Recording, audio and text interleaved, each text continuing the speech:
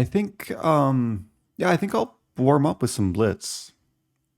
Title Tuesday starts in about 40 minutes. And we're starting with a game against Carbone. FMGM Carbone from Uruguay. Manitoba Mark. Happy 14. Oh, welcome back to Pimmy. Yeah, I played Happy Gari anniversary. yesterday. 1 year. And some crazy games. Happy 1 year to Bearded Will. Welcome back. Okay, this is all still theory. Yeah, I was going over this line with Andrea in our recent London lesson. It's the most recent video on YouTube. And we covered this line in the last like 15 minutes of the video. But we didn't look at this exact move order. I Hey think I play Eric, A4 here. glad to catch your stream. Let's go from Quebec. Hey, let's go. Welcome O'Neill J. Thank you, Salsa. Okay, so I have the pair of knights. A slight time advantage. Rook b1 makes sense. Just defend the pawn. There's lingering pressure against h7, which black has to deal with. There's also a tricky trap, like a5, knight e5, bishop a6, knight d7, with a quadruple fork. I'd be attacking all the major pieces and the knight. The knight would be the most valuable thing because it would be defending against a mate. So black is taking their time, maybe sensing the arrows.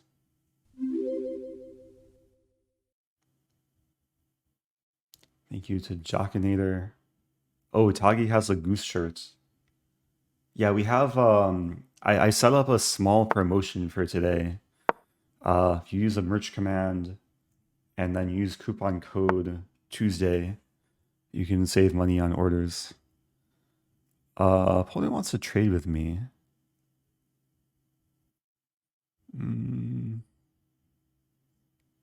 Actually wondering about this move. Maybe this move? Then c4. I'll play this. c4, knight f4. There's also some idea of g4, g5. Why not? And the dream is to like break down the h file. Queen d6, I think I played g3, e5. Yeah, black wants to play e5 here.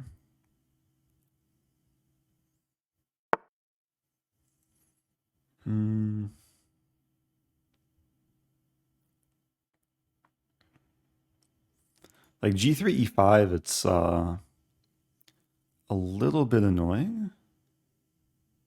I could probably handle it, but thinking queen, oh no, I can't play queen e2. The knight is attacked. And there's knight e2, but it doesn't look right. Yeah, I think I'll play g3 and then put the king on f1. Most entertaining chess player. Oh, thank you, whoever said that. I think there's a lot of people that would maybe compete with that title. I just hung a pawn. Oh no. I'm hanging more things. But I have a time advantage, which is something. And black has a backwards d pawn. Don't hurt me. Actually, f6 is a bit tender now.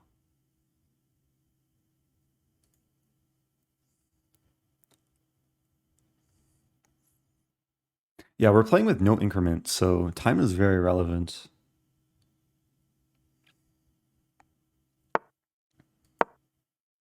Yeah, rook here, I have queen here.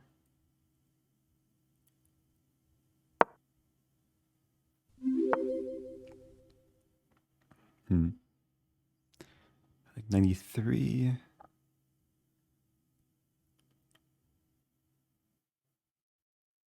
entirely sure what to do here. We trade.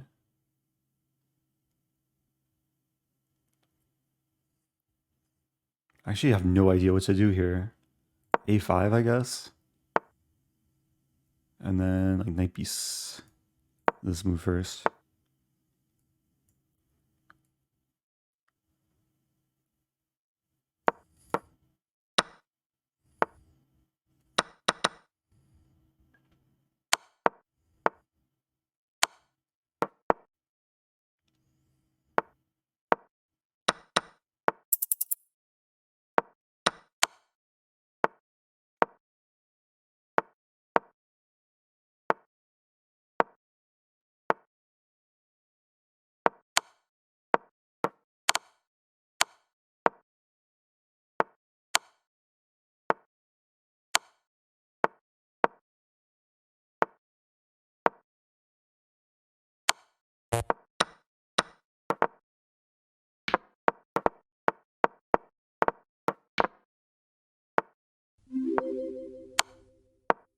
GM Eric smiled.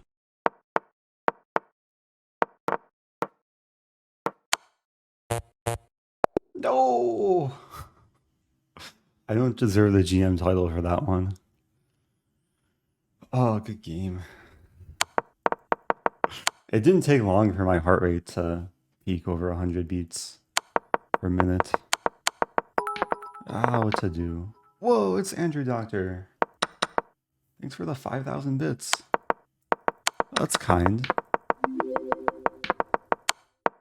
Okay, that soothes the pain a little bit from this game. I was hoping for some stalemate trick. I was hoping that like black would pre-move this move. In hindsight, I probably should have taken the queen. Oh, DR stands for Dominican Republic. Oh. Oh, that's cool. I was in Dominican Republic back in 2007. Yeah, I've always assumed DR stands for doctor, but I guess it depends on the context. Also, thank you, Ewan Smith, Alpha the Storm gifting to Maliper. Thanks earlier to One Bagel subbing for 4 months.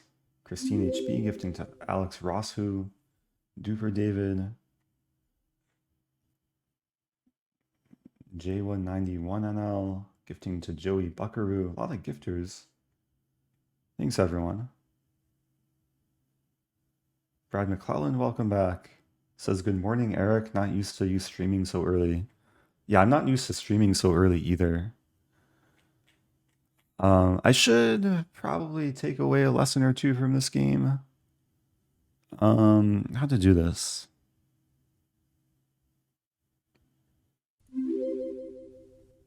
PGN, so I can copy the PGN. Despite my sub feeling cheated. Oh, and keep believing in yourself. The Earl of Sandwich.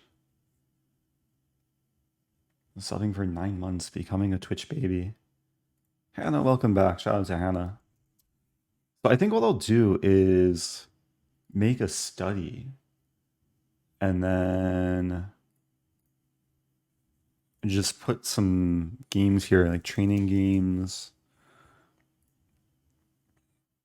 and copy this. Yeah, so maybe I can switch the scene too. Hopefully that's better. Okay, so this was a game I just played. If this were bullet chess, I would maybe play this move because there's a trap in bullets. Actually, this is a playable move in slower games too. But a lot of people either pre-move knight c6 or just play knight c6 without thinking, and then white's completely winning after knight b5. So it's a nice little trap. But okay, knight c2 is more normal. We went into this kind of main line, and I played a4. Oh, I remember this Wesley So game. Okay, so I played a4, And let's actually copy this game into the study. So I think I can just add it as a new chapter.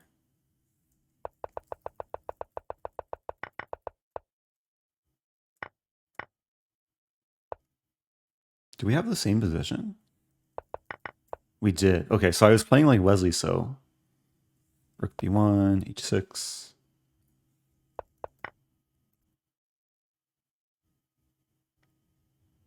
Okay, so this game featured cd4, but this is a really nice game from Wesley. Fix the layout a little bit here.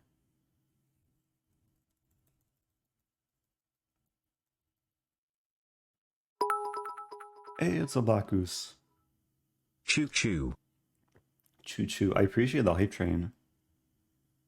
I just realized I forgot to take my tea bag out.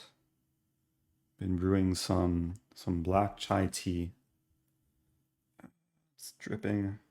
Here's a tea bag.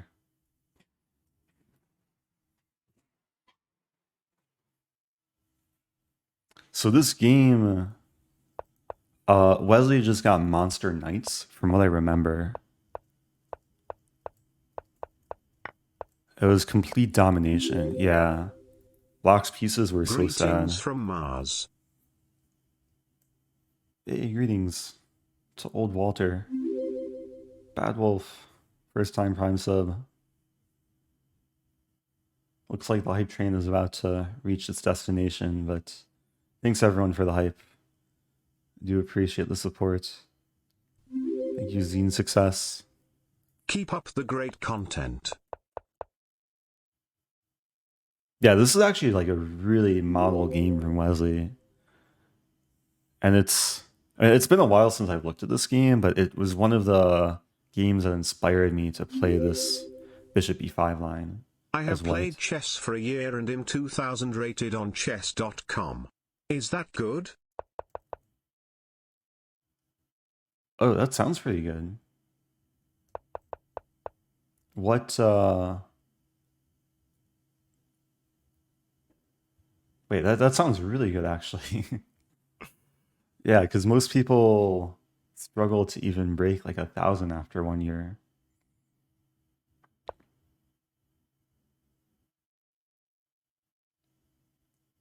Thank you, Kursplevadeb. Oh, subbing for 1 year. And Adrian Chess, thank you. Keep it up.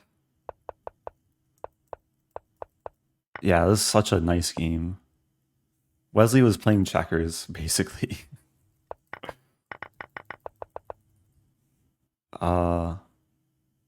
Okay, so unfortunately I didn't have as nice of a game. And have I had this position on Lichess before? I have.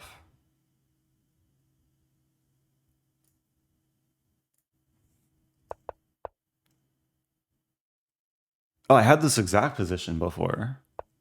I played knight df3. Is that the best move?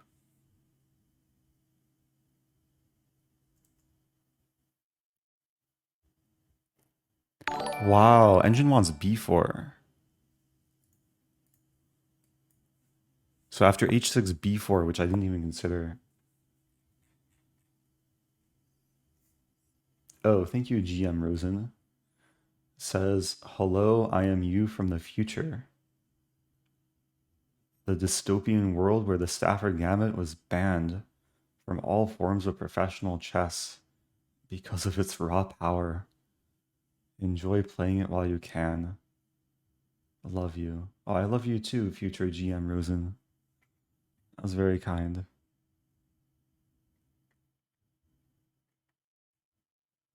Okay.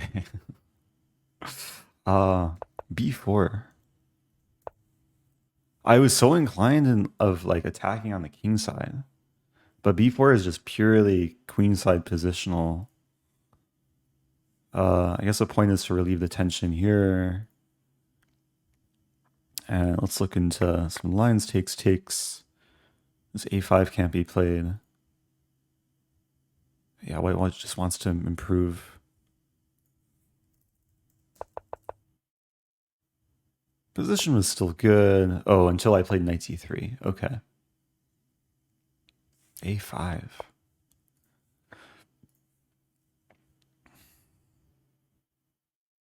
Okay. I think I'll move on.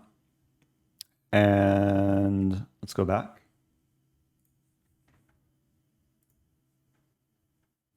Also, I hope this layout is decent. I made this as like a new layout adjusted from last week. Made it like right before I went live.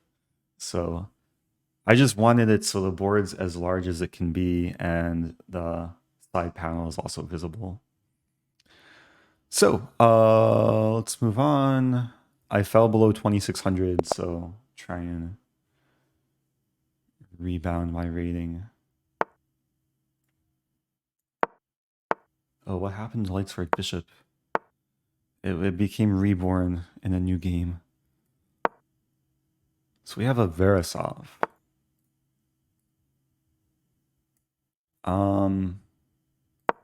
I'll admit I don't know so much about like the main theory here. I think there's some idea to just play a quick b5.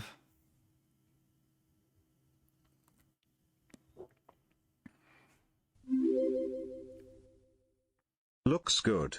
Oh, you look good too, Tateward. Thanks for that. Oh, this is a warm-up. Warm-up for Title Tuesday. The real thing starts in 23 minutes.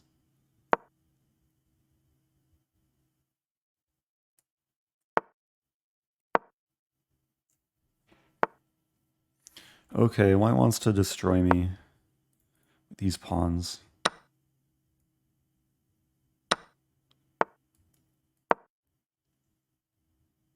I want to play this and this. Just get rid of my sad bishop.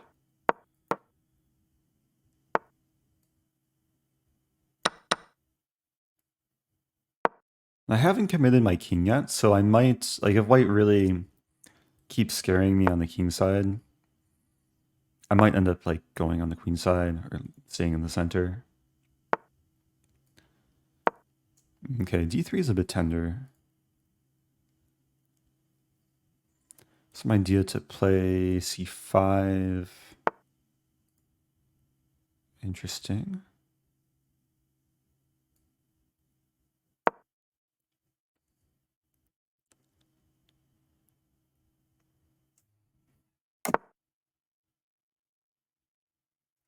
I'm gonna play h6.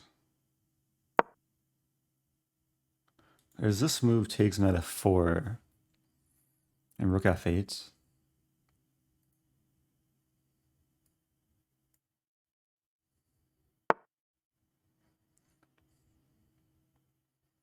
I also have f6 here, but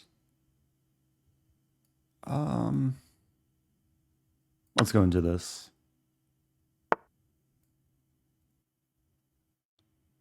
Realizing this probably isn't so great for me.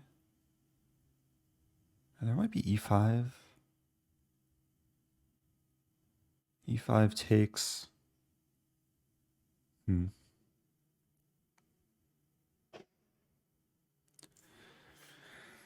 I'm not sure what to do here.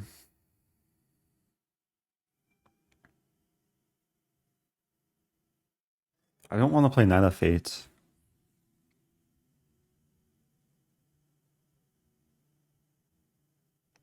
Okay, maybe I do.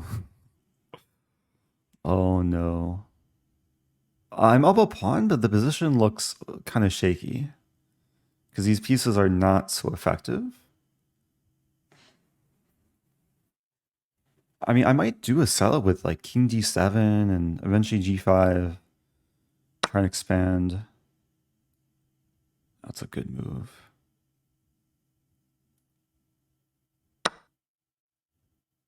Rook's coming in on the c file. Rook c7, I have bishop d6. Perhaps.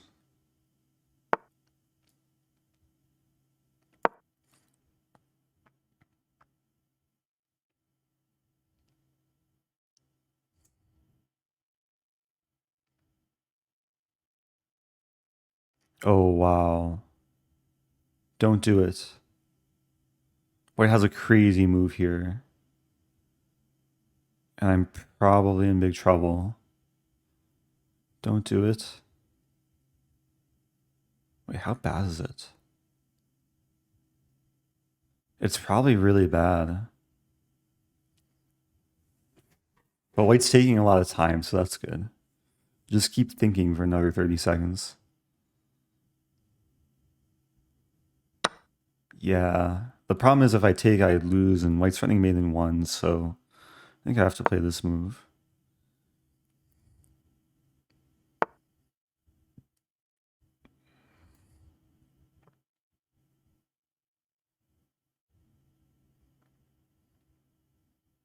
I don't know what to do here. Yet again.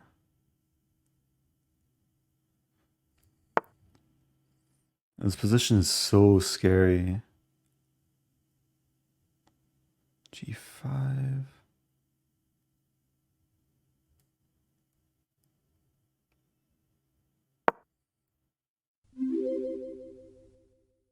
Hey Eric. Hey. Don't mate me.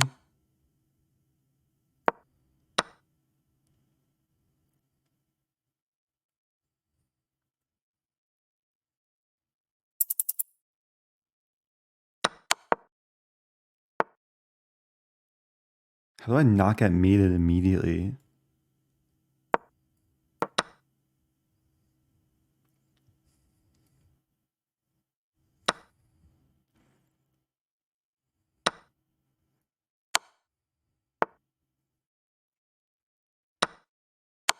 Oh!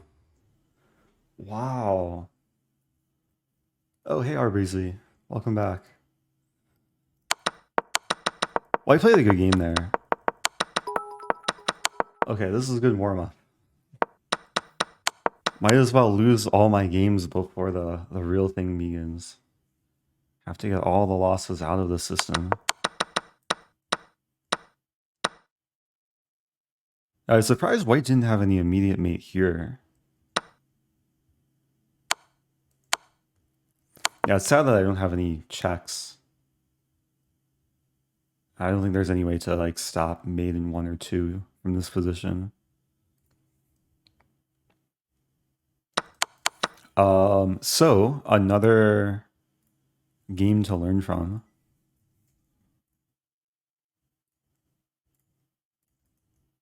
Oops. Here we go.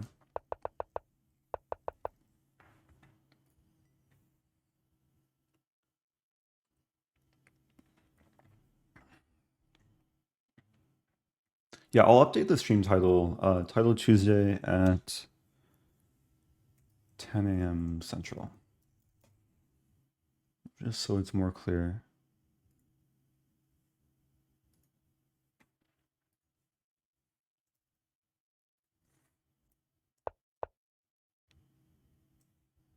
Ah, Richard Rapport played this. Nigel Shore beat Anish Giri with this? Oh, they played back in 2010 in Amsterdam.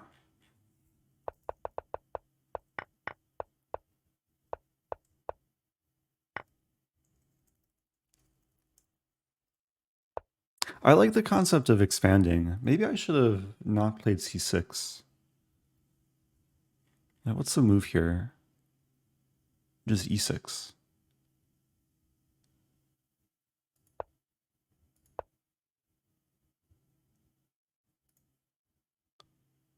Yeah, I like the plan of a6.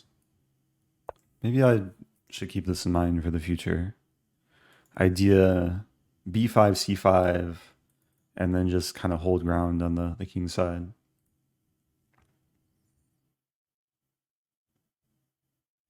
Oh, R. Beasley asking, why do I have FM next to my name? That's what you get for subbing for 25 months. You get the FM title. Yeah, I updated sub badges a few days ago, so we have some new icons.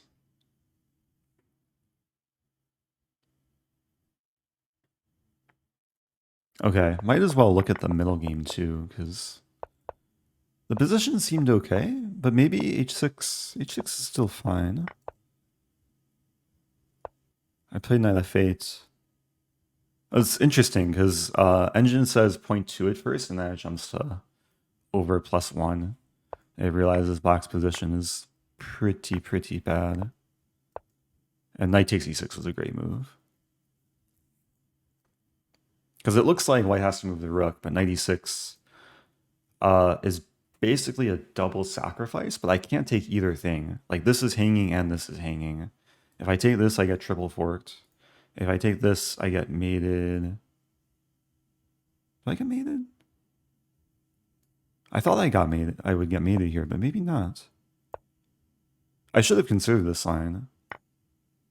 I guess it's not good for black though, because I lose both rooks and I'd be down the exchange.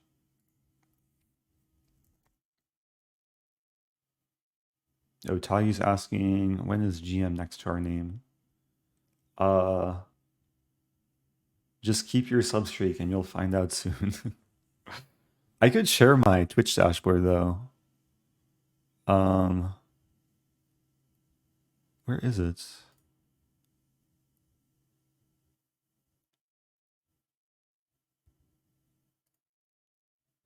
The dashboard's a little bit difficult to navigate, but there's a whole section for subscription badges. So here's my secret dashboard. I actually don't have a 2-month badge. I'm thinking about having an egg for the base badge, and then the egg will like hatch into a pawn. I might redo some of the 1 through 9 month. I should redesign the baby too. And then yeah, the 4+ year badges are to be determined. There's not too many viewers who've been subbed for over 4 years.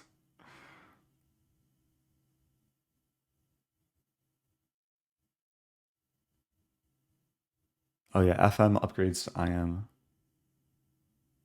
Had to have the IM resemble my logo. Duck will probably upgrade to Goose. Or maybe a larger duck.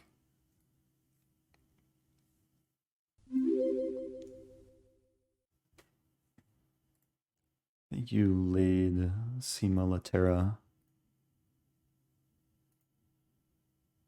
Ooh, Hikaru's playing. Hikaru, Duba, Bortnik, Minlay.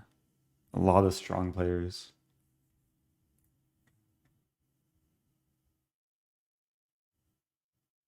Hello to Ishrak.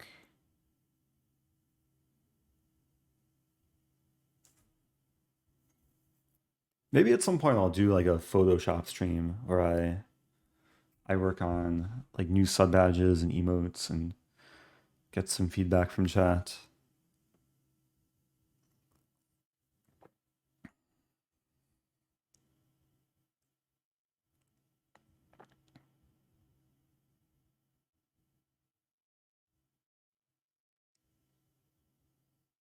I see the message, Tagi. I'm not sure. Sometimes Twitch can be a little bit off with the streaks.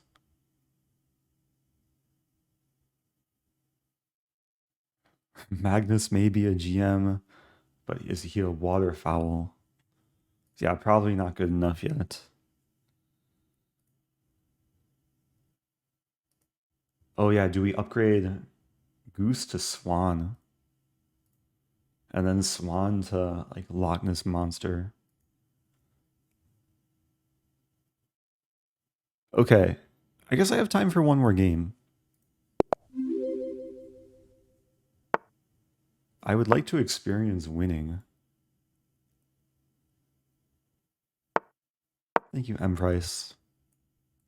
New Prime sub. Okay, Stafford Gambit. Not quite. Still offering it though.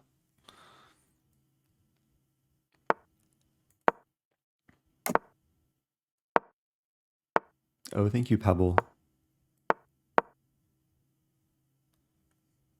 Okay, so this is a very symmetrical line in Italian. I've had very similar positions recently, where the idea is to like very quickly go after the king side. I think I'll play g4 immediately. If takes, I take with bishop. If knight h4, I might just take immediately on h3. Oh, knight h4, I take here and then win the knight. Now I'm threatening knight d4. Yeah, the attack can come very quickly here.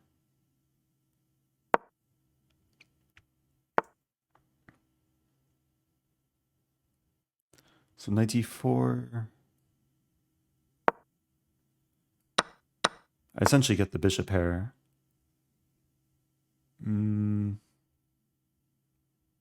I really want to play this move.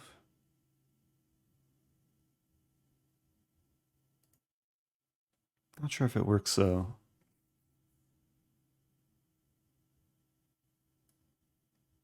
I'll play this.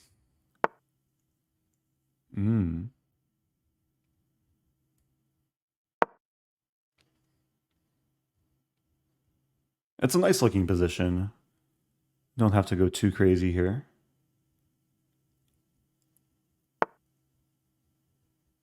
Wow.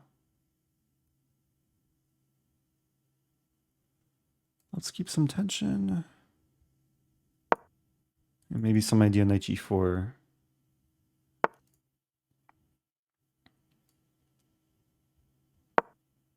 It's getting a little bit weird.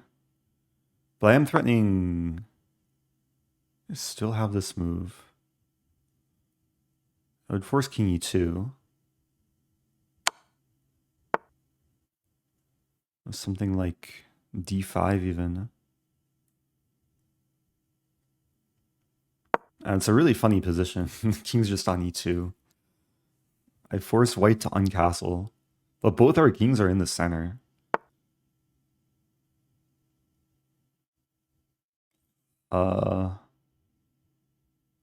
If I take... Let's take here first. I gotta watch my time.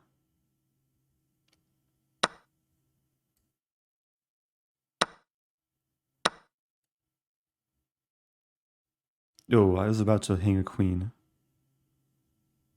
Try this move. We might just be trading a lot. I was hoping to threaten rook g1 or bishop f3, but okay. One big trade.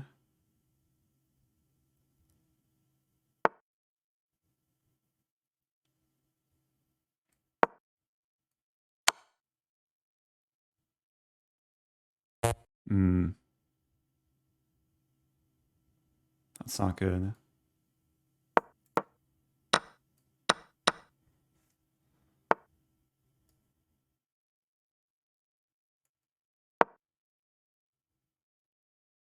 I'm in trouble again.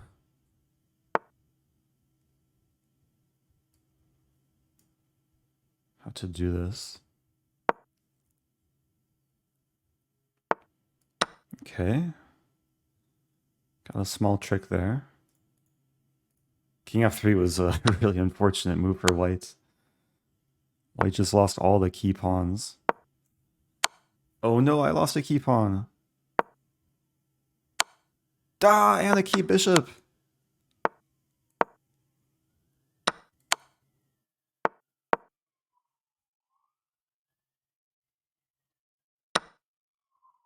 I hear an ambulance in the distance. It might be coming for me.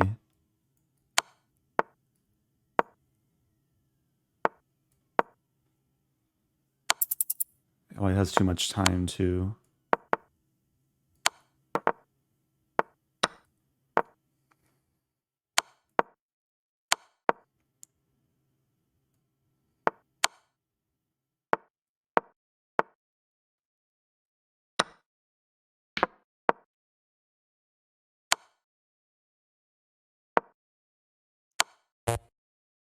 Oh.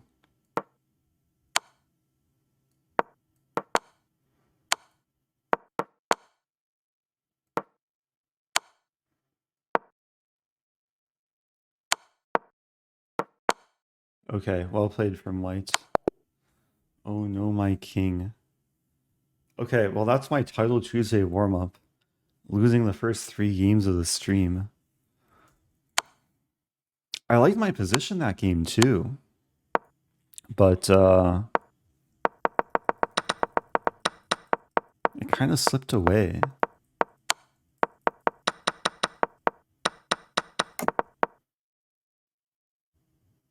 Gonna go undefeated. Yeah, so far my opponents are undefeated. Yeah, I'm realizing I should have been way more careful here. Because even rook f4... Yeah, I mean, I just have to defend the pawn. Black should be fine. Bishop here is a nice move. Thanks for all the great content, Eric. If you have plans on going to Sweden and if you enjoy jazz, let me know and I'll hook you up with tickets for my band. Oh, Much cool. love. Also, quack.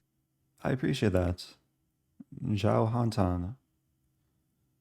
Yeah, I was in Sweden for about 90 minutes. I went through passport control after getting off a ferry. I took a ferry over from Denmark, from the town of Helsingør. And there's another town in Sweden also called Helsingør, but spelled slightly differently. But someday I would like to go back for a bit longer. In a couple weeks, I'll be traveling to Iceland. But I don't think I'll make it to Sweden, at least for my next trip. Yeah, we do have the Iceland command.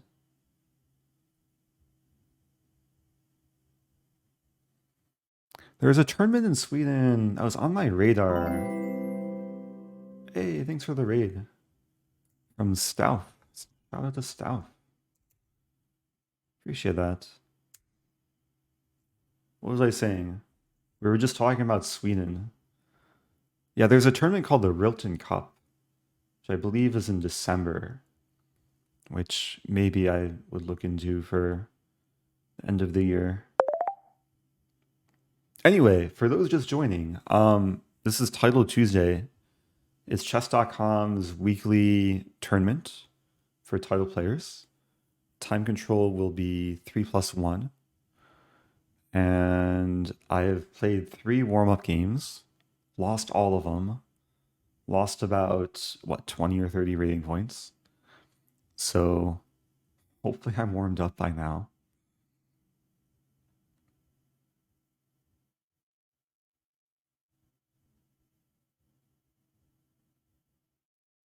Yeah, the Crownlings are in Sweden, so I wonder if there's like other events.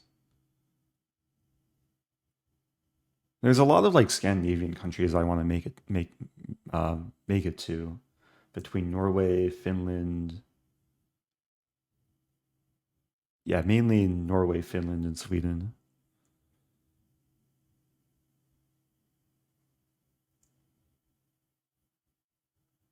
Tagi saying, if you stream in Iceland, there's a 94% chance that I will find you and appear on the stream.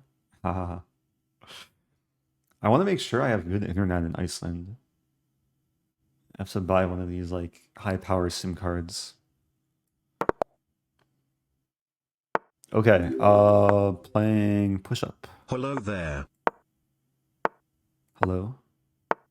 Lay roll K.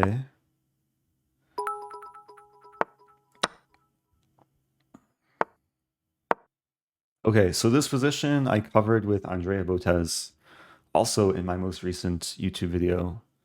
We discussed the power of the move order trick. And yeah, we even talked about the structure, like how to play it for white. Generally, white wants to control the d4 square and eventually target the d-pawn.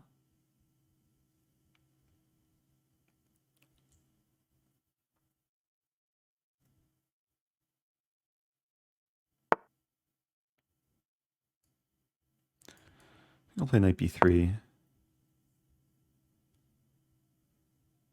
Bishop d6 I'll trade.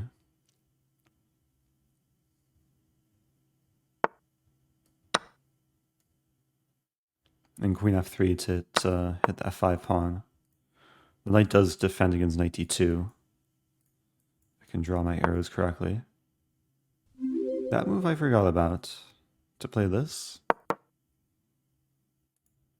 Knight g4, black's threatening mate.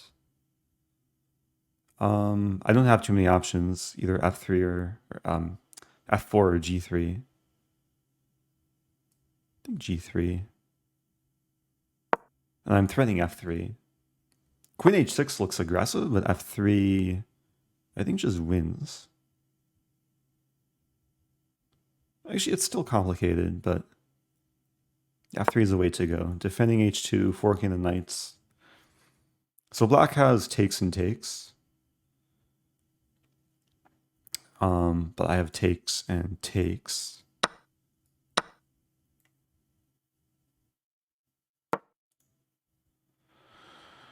Oh, what's going on here? I don't know. Okay, so black goes for this.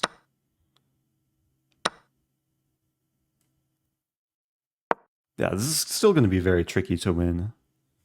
I don't know if I'm even objectively better here, because black has 2 pawns and a rook for the 2 minors. But generally 2 minor pieces are a pretty nice combo. Yeah, some knight f5 ideas, bishop e3 ideas. I'm not sure what a6 accomplished. Okay, king should be on g2.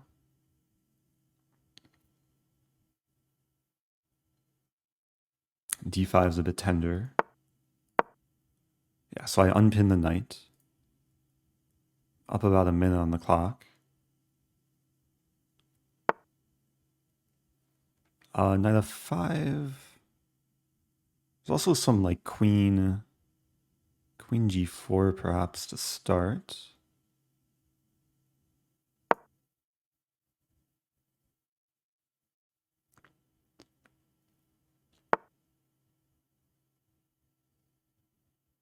Yeah, rook g6 is coming. I wonder if I can play rook f5. So I might be threatening queen takes e4 here. Yeah, it looks weird, but why not? Because there's a pin along the 5th rank. After takes, it should be a pretty straightforward endgame. Because eventually I'll scoop off the e-pawn.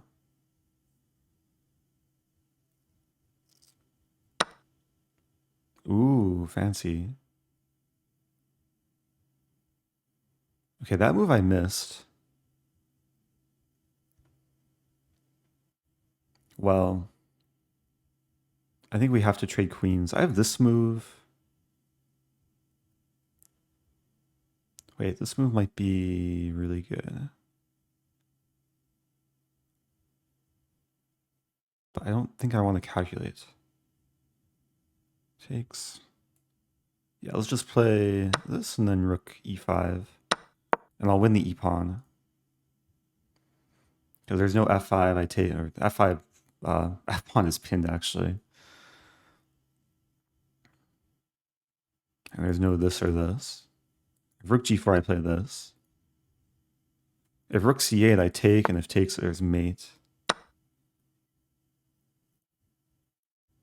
Oh, if rook c8, there would be knight f5. Okay, let's play this move. Rook c5 is probably coming.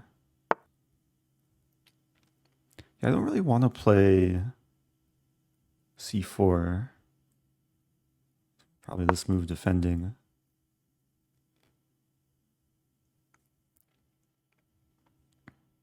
And b5 I play rook a7.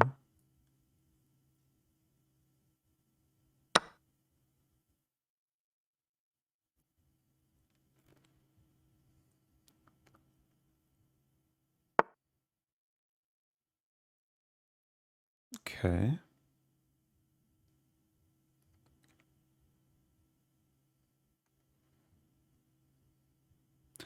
Yeah, I was just calculating. Does it work? I don't know if it works actually. I'm waiting for King G7.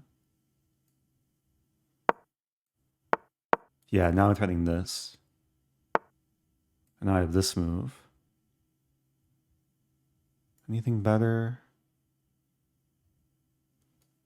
I'll play this. Ooh. This move. I think this move is logical.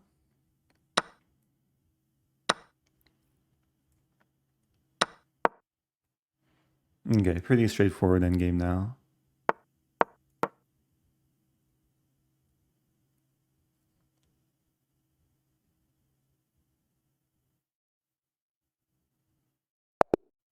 Okay, I won my first game of the stream. But also the first game of the tournament. I missed a fork on e6. Really?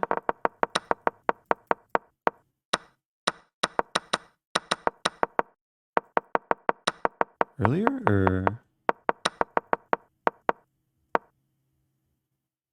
Because f7 covered e6. But I was threatening the pork, the triple pork. The pin combined with the fork.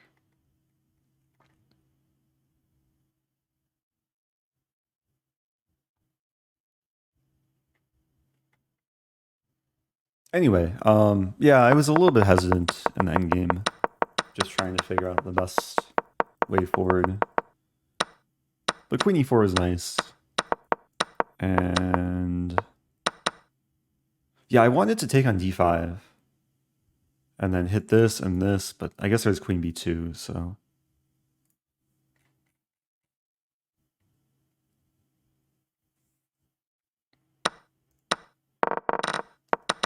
Oh, did I have 96 earlier?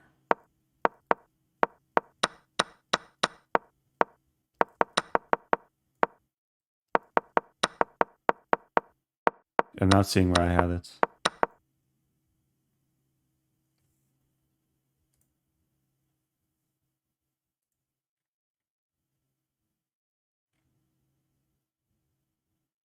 Anyway. Oh, do we have sub-only mode on? Has it been on the whole stream? Sorry about that. I didn't realize that.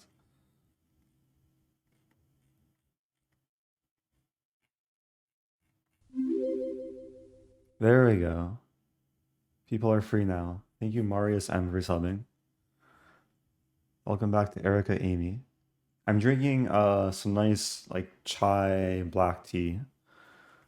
Oh, I'm playing Timor. I played Timor recently. I can share a picture. Shout out to Timor. Timor might be streaming on Twitch. He has a relatively new channel, Blindfold King. Let's play this move order.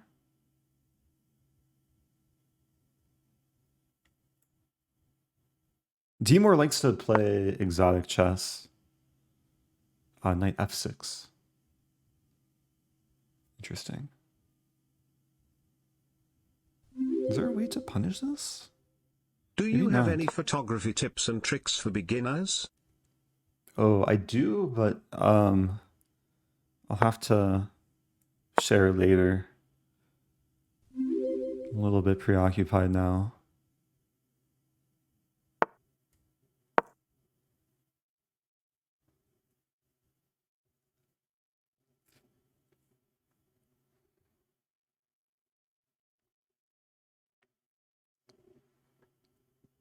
Timor taking some time.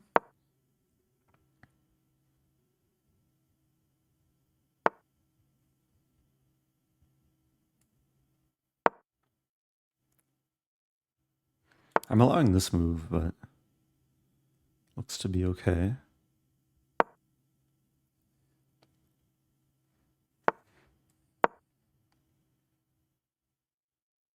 Yeah, the point of playing bishop g5 and then going back to e3 is when I play queen d2. In this case, now I'm preventing black from castling. g5 might be played. I think it's okay, though.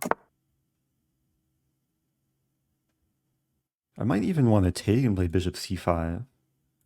Plant the bishop in d6.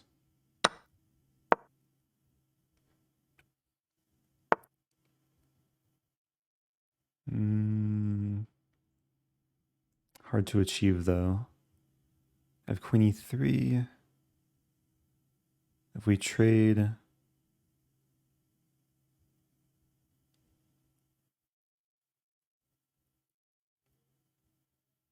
think I'll take in queen e3.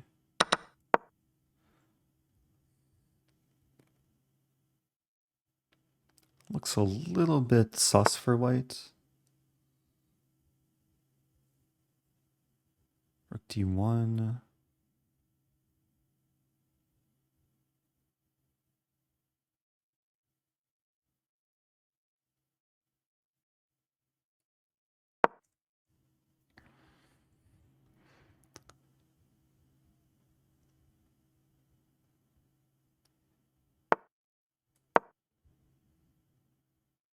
Yeah, there's this idea.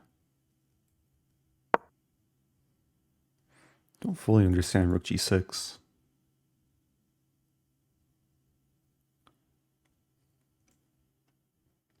I want to play c3. Just kick the knight away.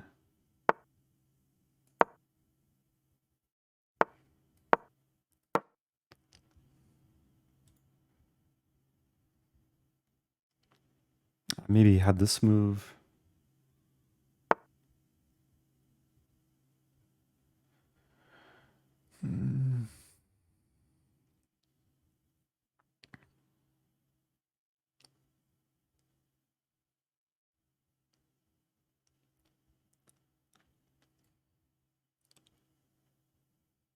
Idea 93.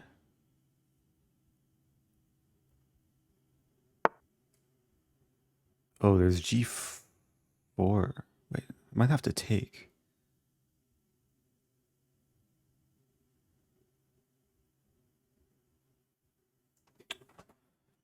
Oh no.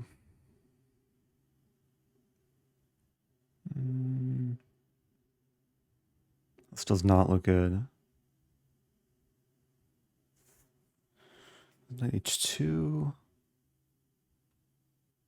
I want to take on e5.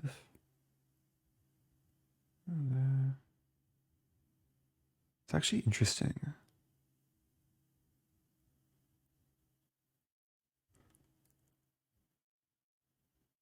I think I'll try it. It's kind of desperation. Let's try it.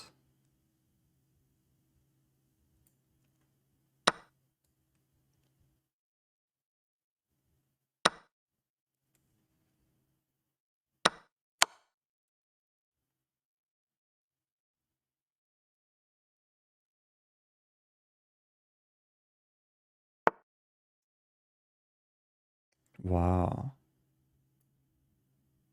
6. Bishop g4.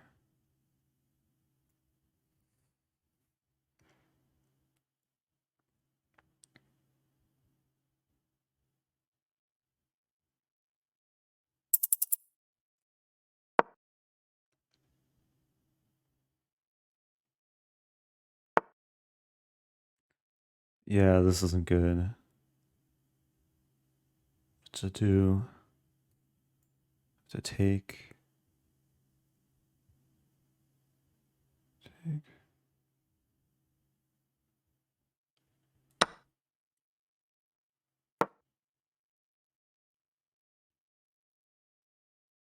He's gonna take on d8. Oop, maybe not. Threatening rook a7.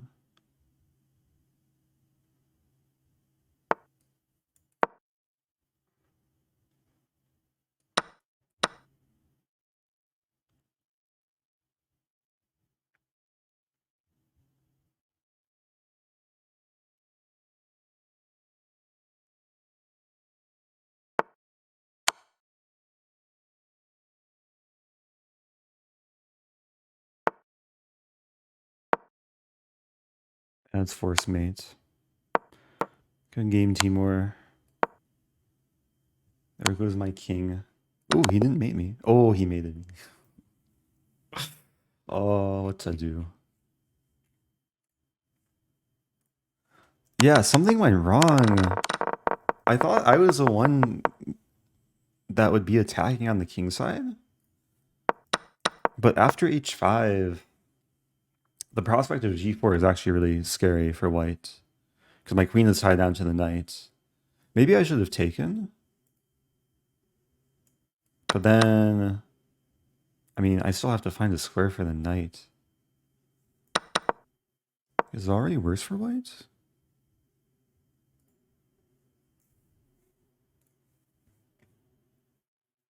Wow. Yeah, white already has to play knight h2. And knight e5 was just desperation. Yeah, the h pawn wasn't hanging because the knight defends. After it takes, the queen defends.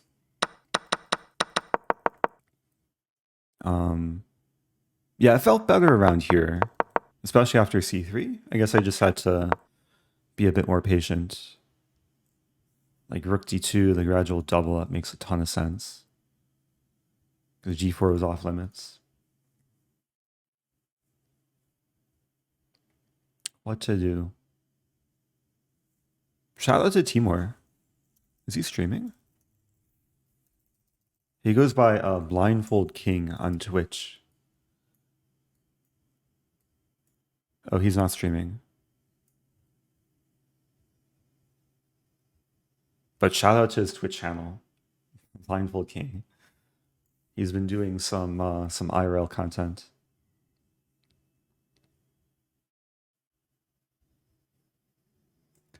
You should just try judo to destroy your opponents. Yeah, maybe I have to improve my martial art abilities.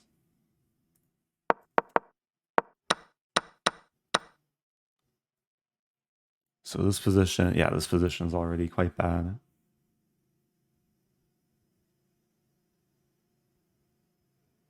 Why is his hair flowing in the wind? Oh, I have a fan. This is my fan. This fan is now meeting all the virtual fans.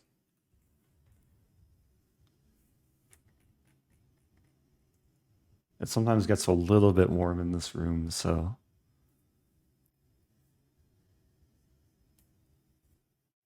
Yeah, this is my smallest fan. Somewhere in chat is my biggest fan. S. Zuby claiming the title.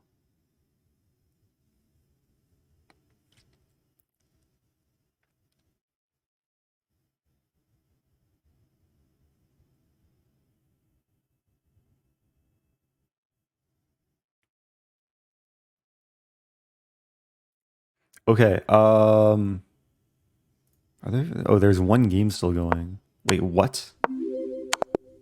Hey, that's funny. 3 queens on the board.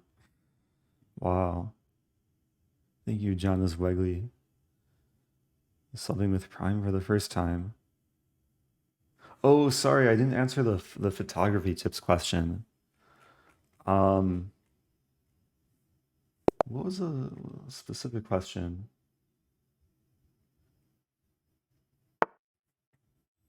So yeah, general tips.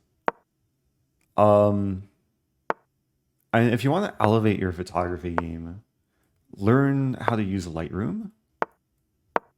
This applies more to like photo editing and post-processing, but Lightroom is just such a powerful software. And if you shoot RAW instead of JPEG, it just opens up a whole new world. What other photo tips? If you have a camera with interchangeable lenses, highly recommend getting a prime lens. And most of the major brands like Sony, Nikon, Canon, you can get a 50 millimeter prime lens, like 50 millimeter. Ooh, what is this? I just fall for one of my own like London traps. This is really a thing? Queen a4? I guess this is a thing. Although I think I could just take here. It's not so bad. And castling. It doesn't look great, but I think it's okay.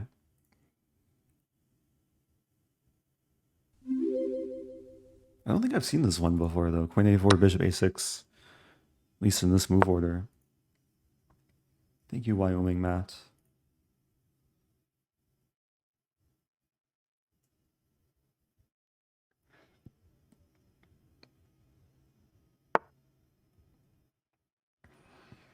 Okay, so I'm down a pawn. But feels like there's going to be some compensation. White has a few targets.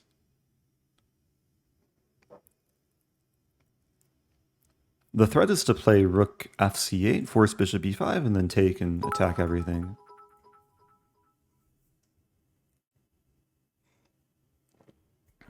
Hey, it's Blundercry. Says, hey Eric, I'm new to Twitch, came here from YouTube. Oh, thanks for the message. Yeah, welcome to Twitch. I know there's a lot of people that migrate over from YouTube to Twitch. I appreciate those who do. Wow, b5. I think I'll play this move. So now I'm hitting the knight twice. If takes, I take with pawn, remove the knight from defending h2.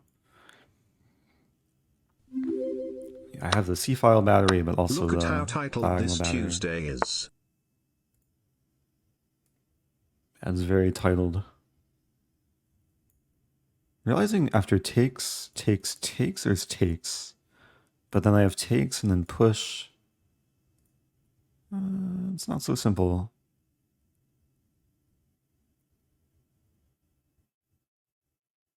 I want to play a6, but it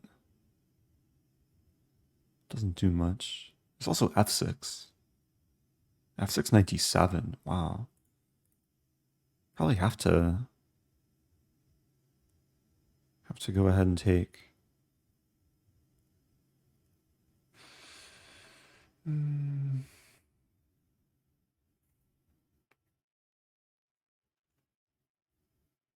looking for other options, but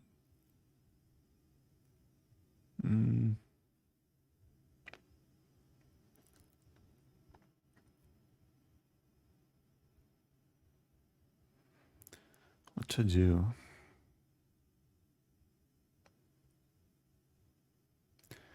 a6 takes.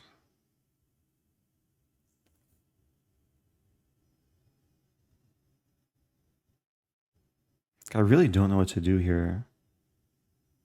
I think I'll take and play rook d8 first. Just didn't like that line.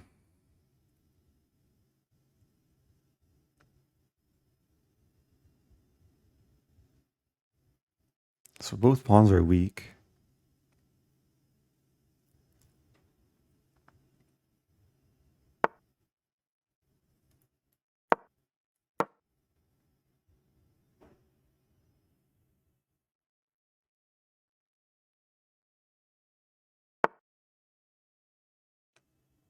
Interesting. Two takes.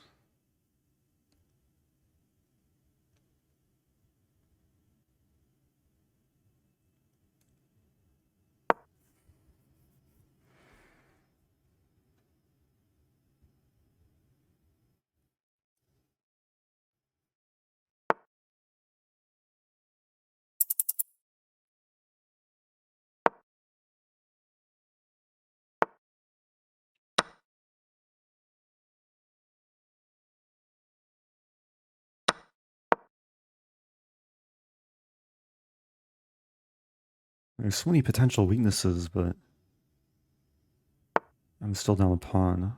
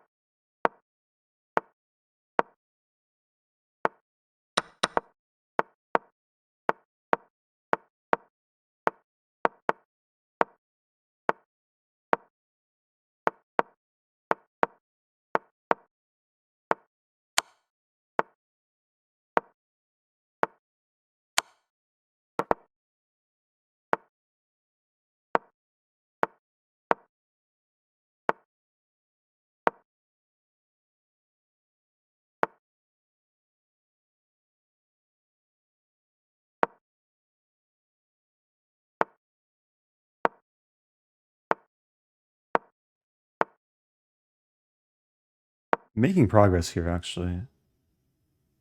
G4.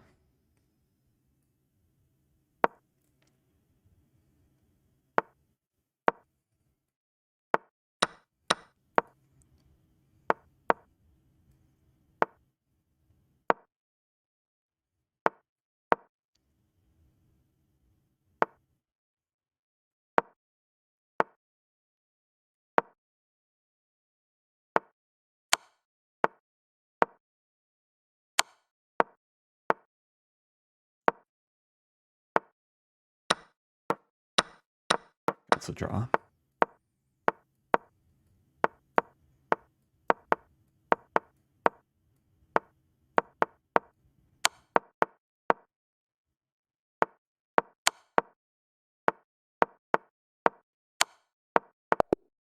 Okay, it's a draw. Oh, I thought I was gonna be close to winning that. Especially when I got my king to f4. But like got counterplay. Yeah, maybe here I should have gone around quicker. Because this is a nice setup to have. What to do? Good game though. Good fight. I mean, I was just much worse out of the opening. I was probably losing at many points that game. It was just difficult for White to find a way to efficiently make progress. Hey, it's Irene. And it's Axer typo. That was round 3. Right? Okay, now it's round 4. Oh, I'm playing someone from Indonesia. Slamat. Hello Eric, how's Titled Tuesday going? Or no, Selamat Malam. Oh, it's going well. Welcome back, Neil. Actually, it's going averagely. Hey Eric. I'm 1.5 out of 3. Also a little bit slow today. Knight c3. What's the line here? Just a6. I was actually looking at similar lines earlier. With like e6 and here and here.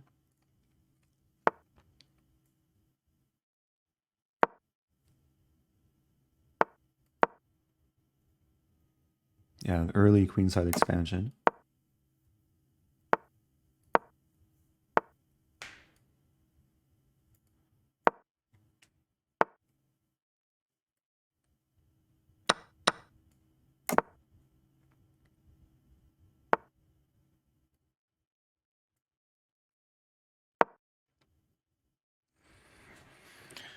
Okay.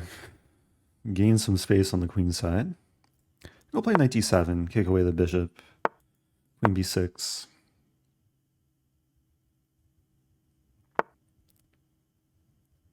At some point I might want to play this move.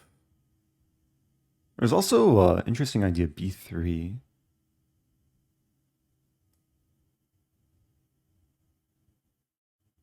The point is I leave this pawn a little bit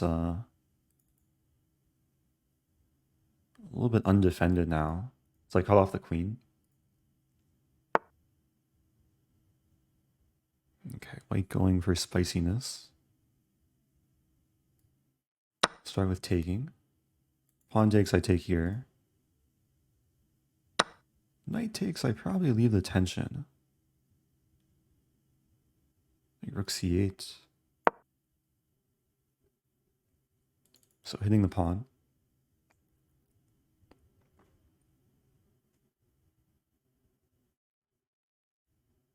So a4 is still a weakness, kind of. Some idea knight c5.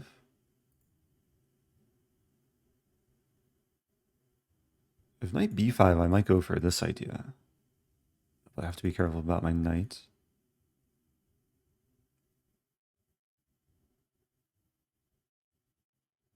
Time is relatively level.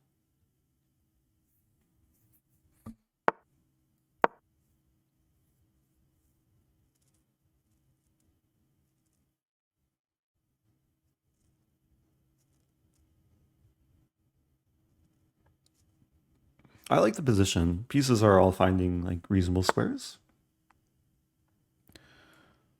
Start with rook d8. But white also has like a weirdly solid setup.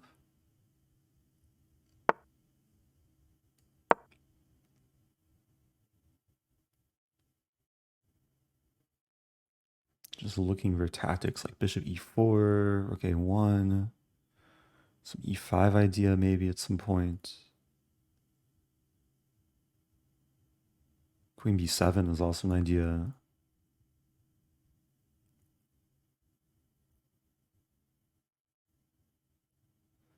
Bishop e4 could potentially win a pawn.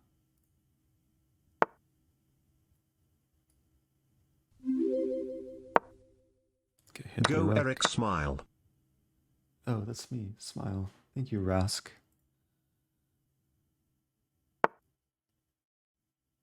Okay, we could trade. Looks like I win a pawn here. And we simplify a bit. Now these things are all pressured.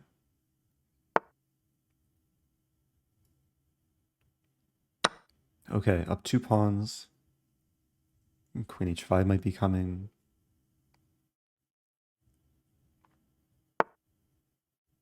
Bishop a6.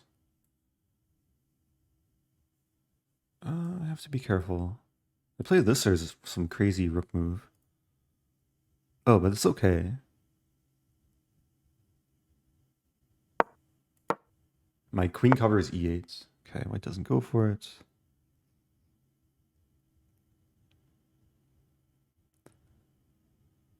And now queen b8's a major threat.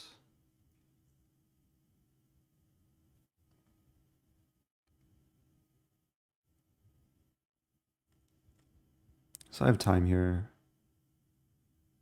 Maybe just like queen e8. Looks passive, but... Oh no, queen e8 just loses something. Rook d5. How to do this? f6?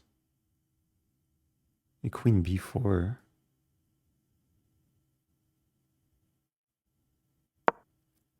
This position calls for prophylaxis. So I prevent queen b8. I also have queen here in the event of takes, check.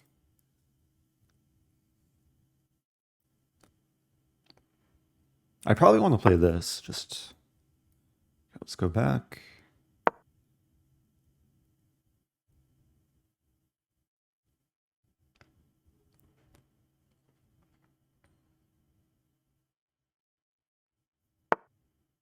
Things are still very well in control.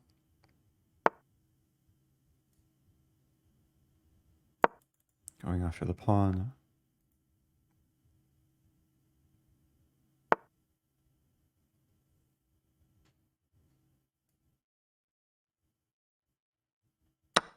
Just have to be constantly aware of the back rank.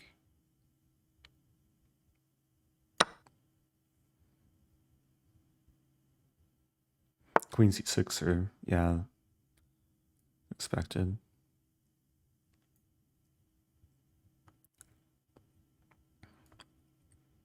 Queen c3.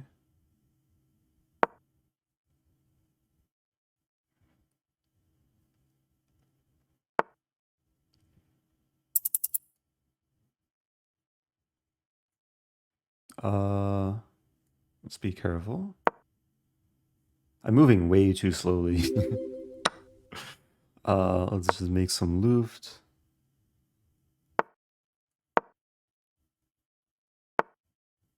Take a free queen. Okay. Took some patience there. White may... Oh, Irene says white miss. Bishop h7, king h7, rook d5.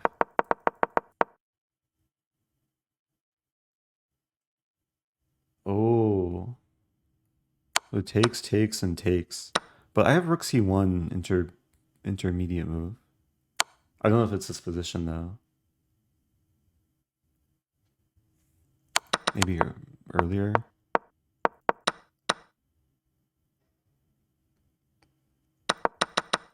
After queen f2.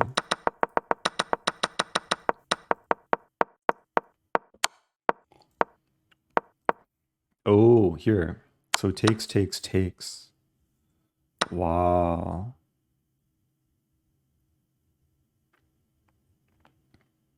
Good point. Maybe there's still winning chances. Like G6. Although this is... Oh, this is not perpetual because King H6. If takes, I think it's still winning for black. Let's see.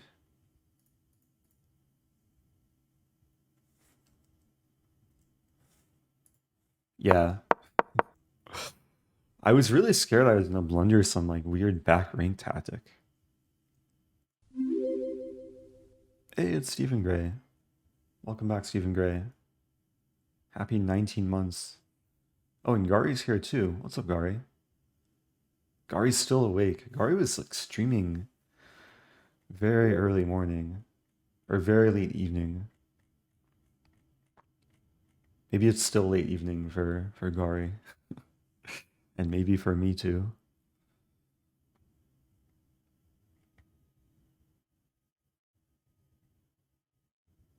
Thank you earlier to Lanka Fool. First time Prime sub. Also earlier to Rask. Yeah, friendly reminder, if you have Amazon Prime, you can connect your accounts, subscribe for free. Appreciate those that do. So, yeah, and for those just joining, it's titled Tuesday, the morning edition. So, I don't know how long chess.com's been doing it, but they're having 2 titled Tuesdays every Tuesday. There's a 10 a.m. one and a 4 p.m. one. That's in Central Time. So, oh, thank you, Pander97. Following instructions and subbing with Prime. So I'm not sure if I'll play the afternoon one, but I'll decide later. If I have enough energy, today could be a 2-stream day. Oh, thanks, Gari. Appreciate that. A shout out to Gari. Yeah, we just finished round 4, so Hikaru. Wait, it only shows after round. Okay, here we go. So Hikaru and a bunch of others have 4 out of 4. I'm at 2.5 out of 4. For some reason, I can't scroll down. The standings not load? Huh. I would like to see who else has 2.5, but I guess I can't do that.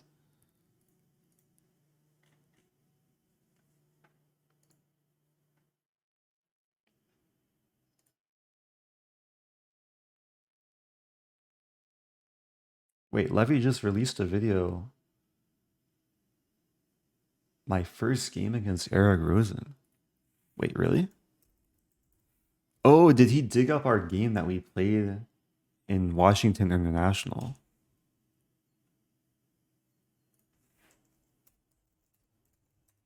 Let's watch some Levy.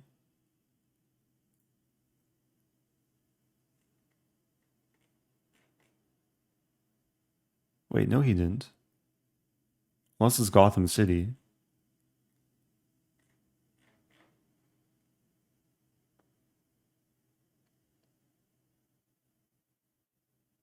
Wait, just released. Why can't I find it?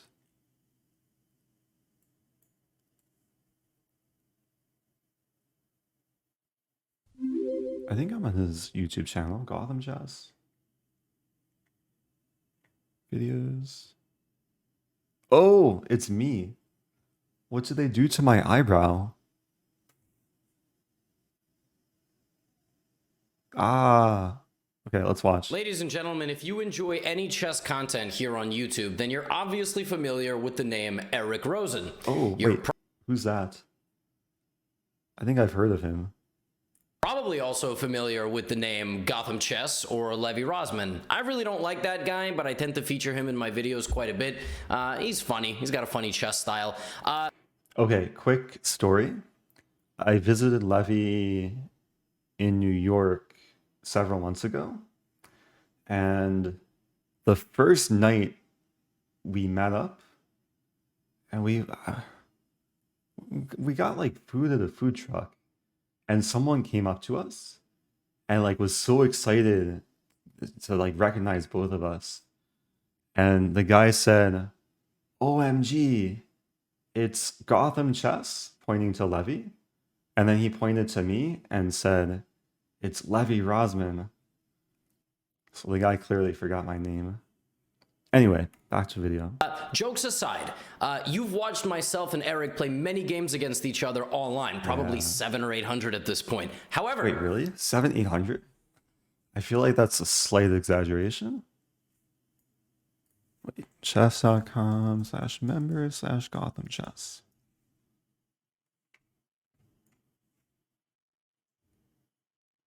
Ooh. So we've played, what, 129 on chess.com. But then on Lichess,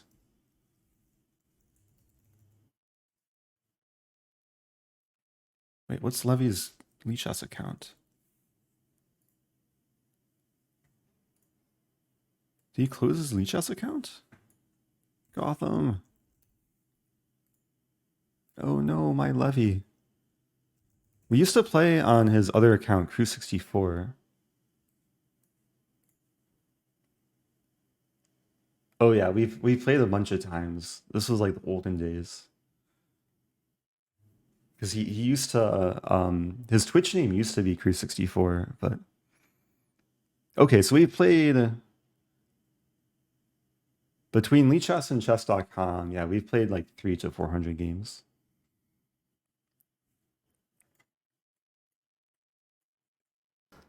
few people know that we've played 2 games over the board against each other over the years. Yeah. In this video, I'm going to show you the first classical chess game we ever played against each other in the year 2012. I'm surprised he still has a game. Wait, is the next round starting? Hopefully not. Let me make sure it didn't start. So many tabs. Oh, it's starting. Okay. I'll have to watch it later. Yeah, normally it would make a sound if the game starts. Okay.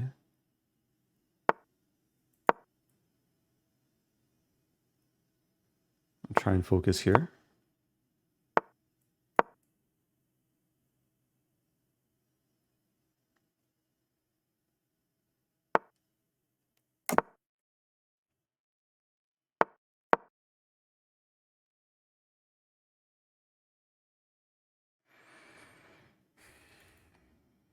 Yeah, so generally the plan is like king b1, etc., etc. Like queen a5, king b1, bishop e6, knight c1. Very typical defensive plan.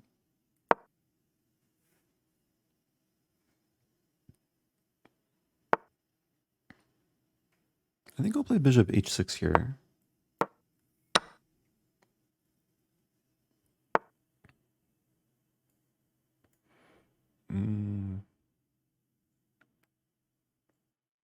Now there's e5, which it's double-edged. I think I'll go for it though. The point is after takes, there's a pin. And there's some idea queen g7, hit the rook, hit the pawn, pawn e6 also.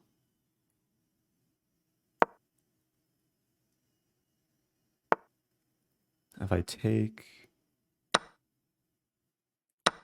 here. There's also rook. I want to play rook e1. There's funny ideas to play like knight c1, bishop f1, rook e1.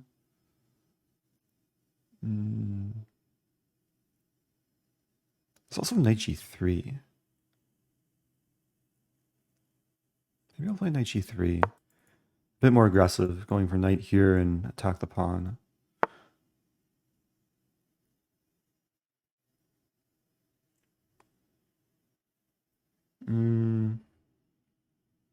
I can't take on h7 because I do have rookie 1 immediately. There's also queen h6.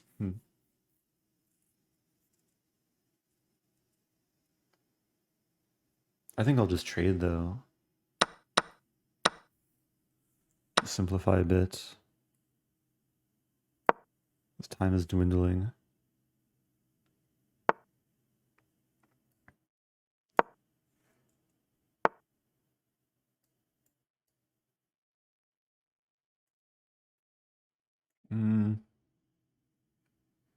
I think his knight f4 is coming. Okay, let's move first.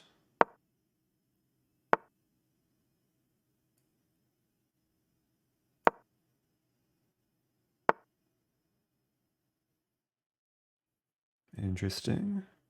I have to be really careful here. c4. c4 is actually a cool move. I don't think it's good though. Yeah, I'm in a little bit of trouble here.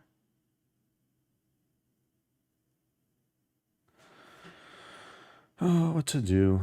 He takes and b3.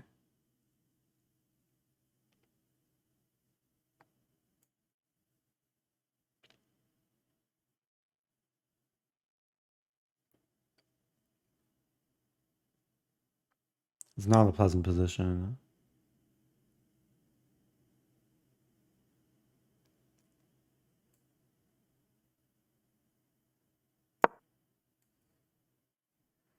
I'm being a little bit fancy. En passant, I play b3 and try and win the pawn.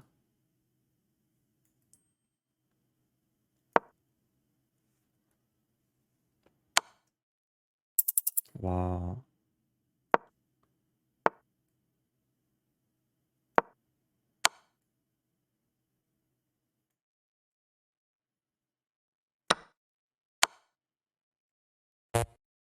Ah.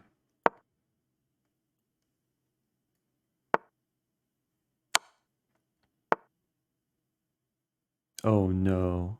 Actually? What's going on here?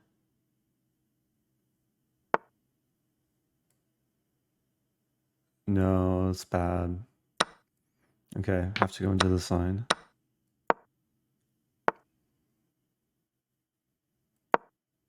Don't hurt me.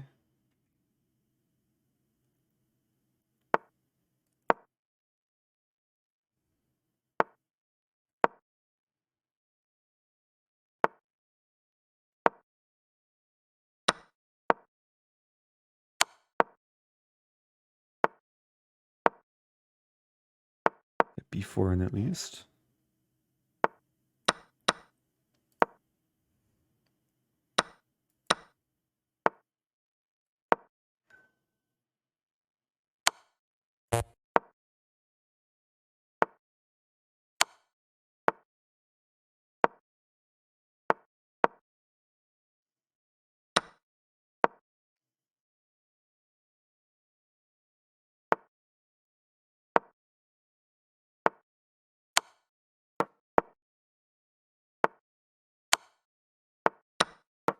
I don't know how I'm still alive here.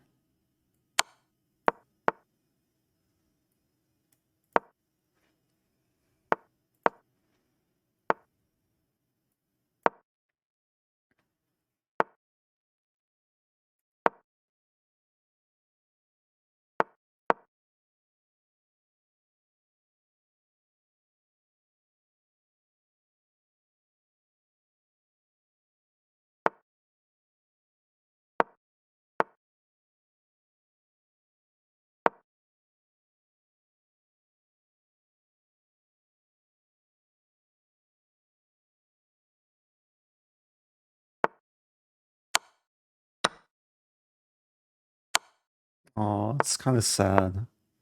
My knight got trapped. Okay. Good game. Man. Black just played really quickly that game. I got really low on time.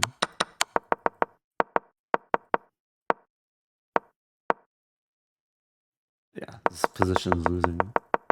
What to do? I try to be tricky though in the endgame, because I am threatening f7. h2 is still probably winning. f7, rook f4.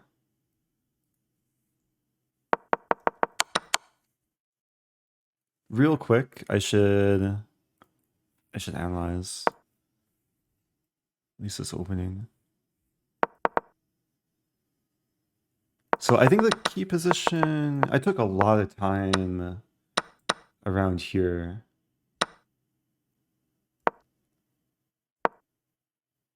Wow. Engine says this is already just better for black. That's unfortunate. Yeah, this is a really strong idea.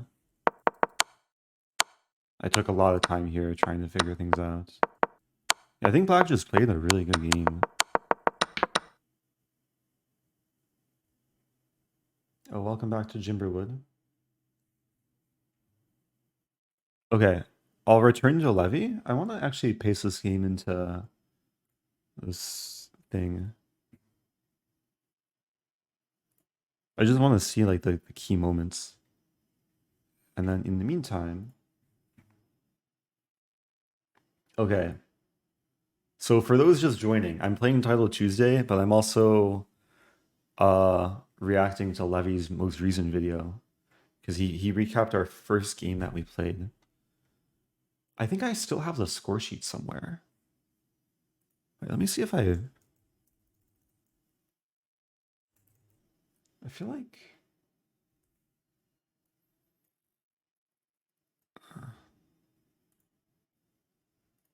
okay, let's watch. He also played one, I think, in 2016 in Chicago, but I don't have that game, and it's nowhere in any database. But this one is.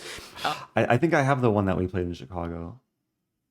But it was like 11 move draw. It was really quick. And the setting is in Rockville, Maryland, in a hotel along a highway, because that's basically like 70% of America. And it's the fourth round of the first ever. You don't really have much time to react.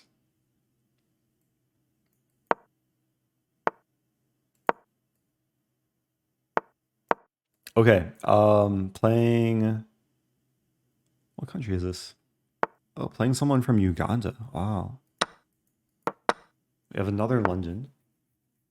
Encountering a lot of Londons today.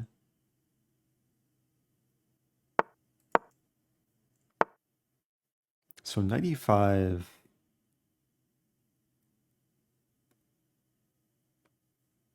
so soon.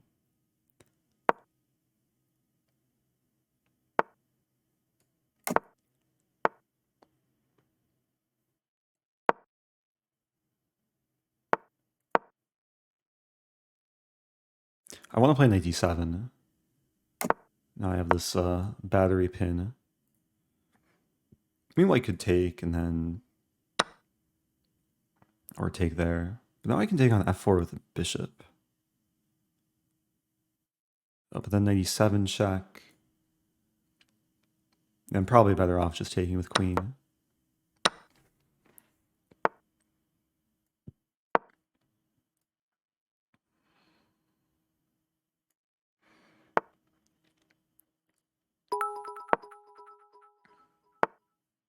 Love the trophies. But don't you think you should only get the trophies if you win the game? Ooh. What trophies are you referring to? Thank you, Jane Galt, for the bits.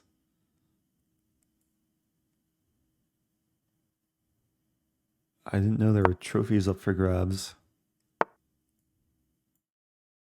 This is an annoying move. Probably want to play e5 at some point.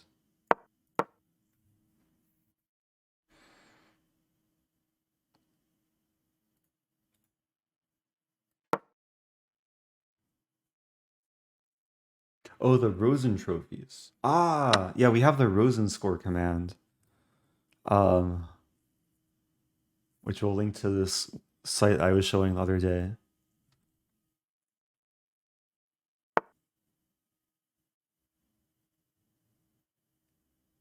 That's actually a decent suggestion. I take and play a5, I don't want to trade queens though. But then again, where does my queen move? Queen c6 maybe?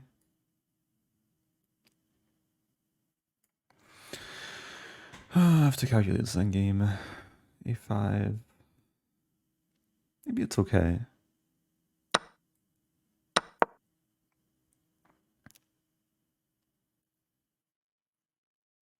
Now we have some knight versus bishop situation.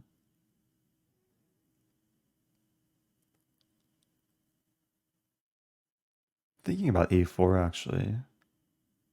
Or maybe you start with this. Chai, eggs and Eric's streams are the best mornings.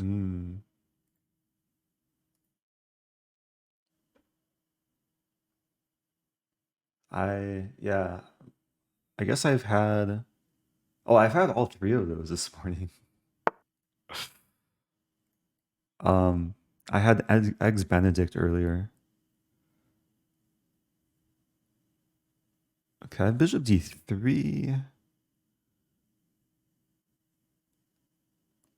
Oh, there's a nice idea to play rook a4 at some point. I think I'll start with this, takes, and then rook a4. Then there's knight c5.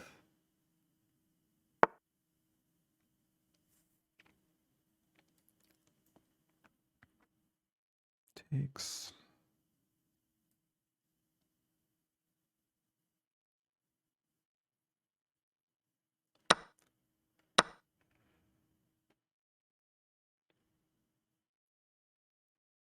Other options to leave the tension. Bring the king in.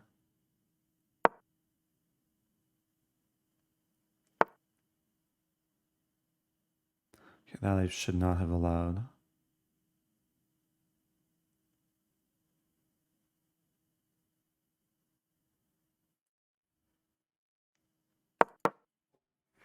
I'm in trouble again. My time is also very low.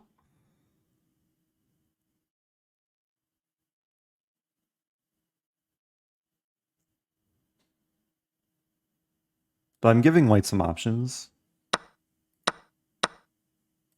And now I have this move. I control b1, which is important. Right here, I might even play rook c2. Takes, takes, and then rook b3.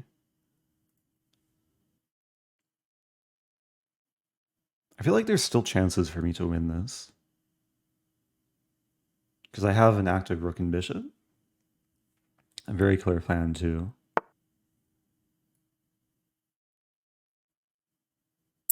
Oh wow. Start with this.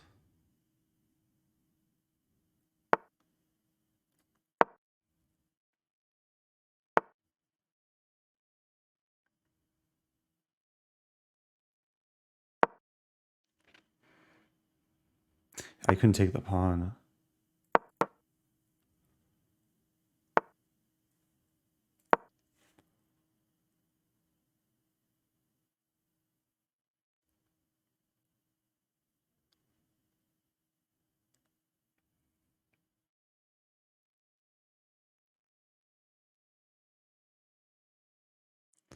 I'm in trouble here. I want to play this, but what's going on? White's just taking time.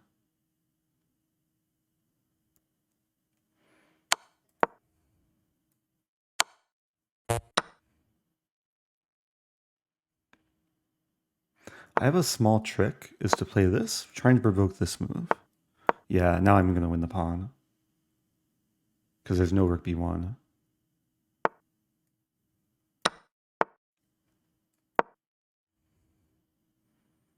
So now it's equal material.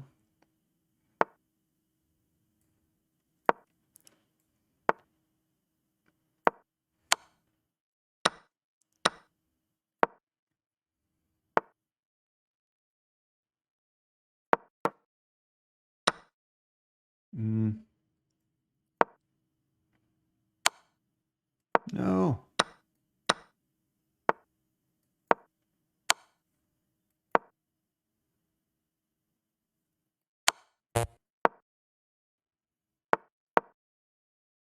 Don't hurt me. Oh! I got hurt. Oh no. Well, I played a good game.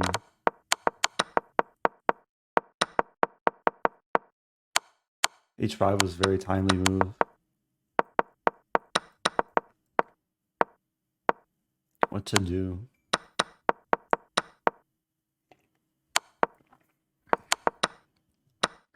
I panicked here. I mean, it's probably already losing though. I should take, but it takes, and I'm losing the C pawn.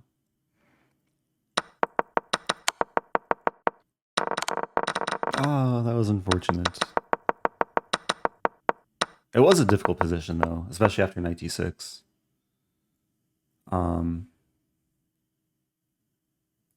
Lines.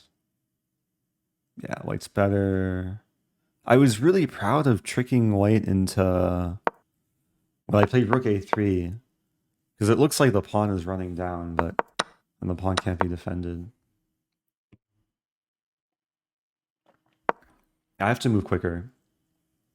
Time management has not been so great this tournament. I think I've lost like 40 rating points since the beginning of the stream. I used to be over 2,600.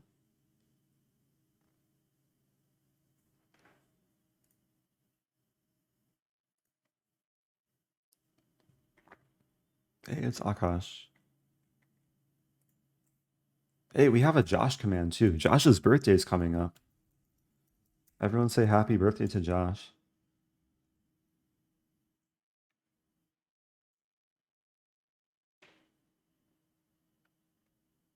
Oh, the guy I played was also streaming. Ah, shout out to my last opponent. Okay, playing Work Hard from Germany. I'll try and get back on an even score. Try and manage my time this game too. Okay. Got some opening prep. This is a Ray Robson variation.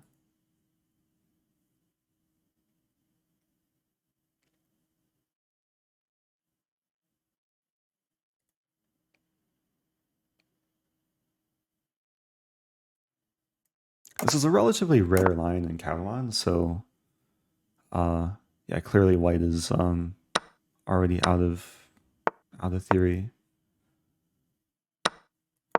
And this is still prep b5. So the point is I'm solving the problem of a light squared bishop. And it's a temporary pawn sack, but if queen b5, I win back the pawn.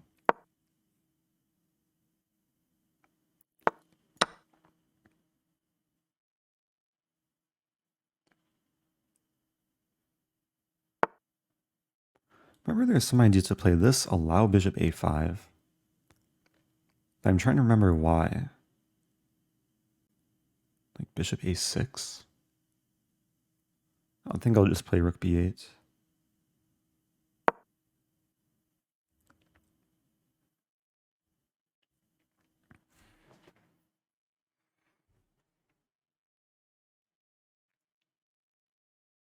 At some point I would like to probably develop to a6. Might start with queen b6, even queen c7 to threaten bishop f2.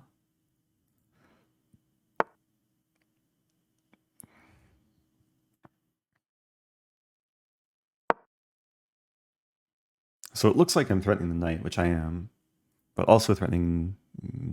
Actually, if takes, I would take here.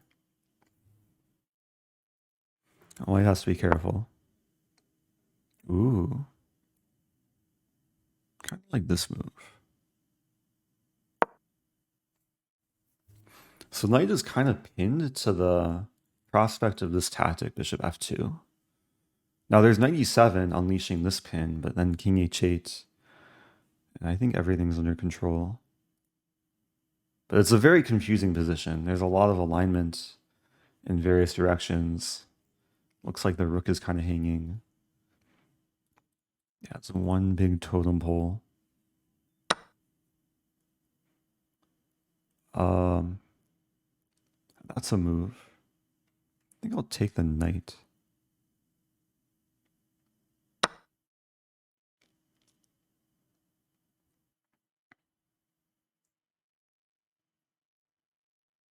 We might just be trading here.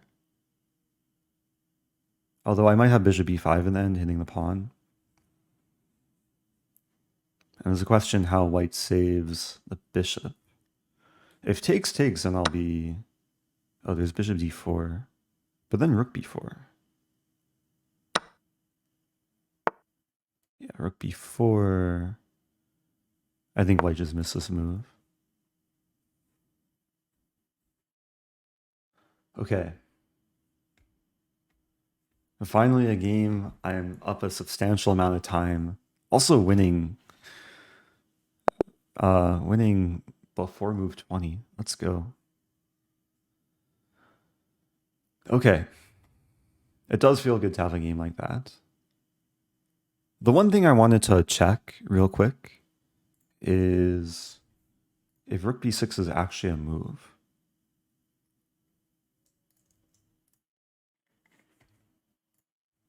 So, yeah, I have a lichess study of some of the games I'm playing today. And yeah, I remember having like studied this position in the past, and the engine says rook b6 is one of the best moves. And I remember this, but I didn't remember why, because it allows this. So apparently bishop a6. Oh wow, and if queen c2? Ah, queen c8. So we don't need to sack the exchange. What if queen h4? Bishop e2 is black. Black is better.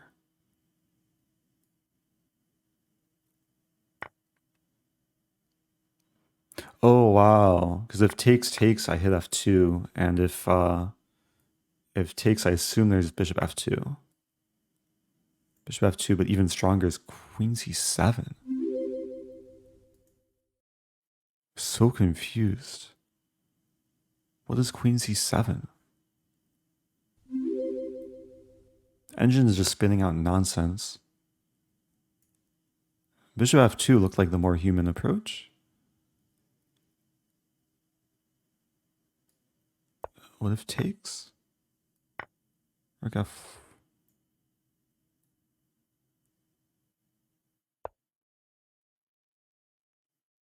Queen b2, wow. Queen c7 is so random though. I guess we're threatening bishop f2 and queen c5 though. Okay. It was a bit more complicated than I was expecting, but it's actually good to know. Thank you, Rookie Mistakes and C. Walton. Oh yeah, then I had analyzed this other game too. This other game I just got completely outplayed. But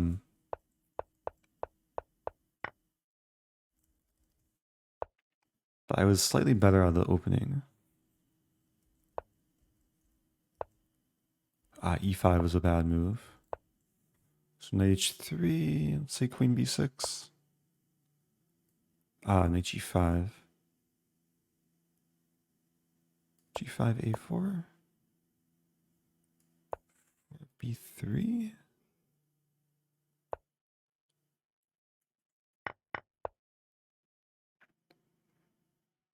I'm trying to make a habit of just finding improvements in the games that, especially in the games that I lose, but also in just most of the games that I play.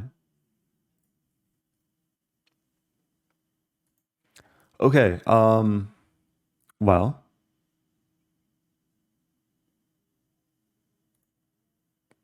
I assume games are still going, but maybe not.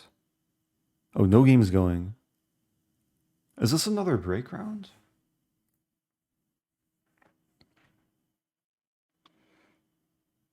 Wow, Dubov. Hikaru with 5.5 out of 7. And Dubov doing well. Yeah, I could go back to watching the video.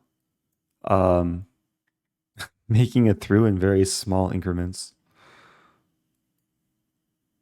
And try and get the framing right. Okay. Is this good? Thank you, Happy Tuesday. W Big B. Washington International, which was one game, so and this it's is nowhere in Gotham's any newest database, video. but this one is. And the setting is in Rockville, Maryland, in a hotel along a highway, because that's basically like 70% of America.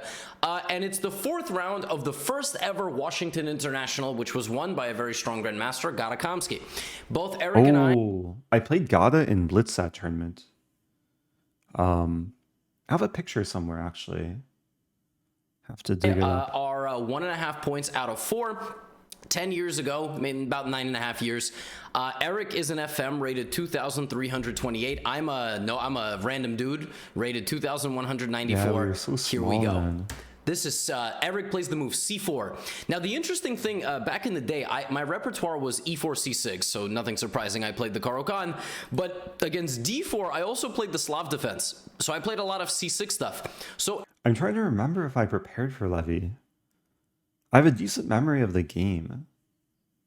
It was a game. It was like a semi-Slav where I was losing, and then somehow, okay, I don't want to spoil it, but it was an interesting game. Eric played c4 against me, and here's why. I remember I played Joel Benjamin that tournament. I also played c4. I think this was during my c4 phase, English opening phase. c4 is kind of a pain for people who play c6 setups. Ooh, okay. A new game starting. Playing DT chess.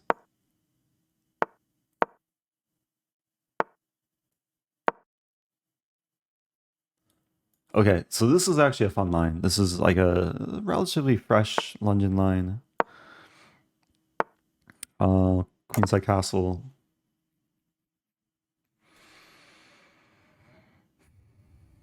So I guess I'm 50%, 3.5 out of 7.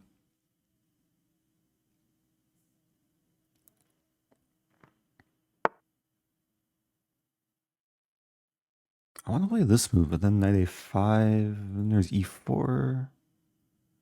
Maybe it's okay.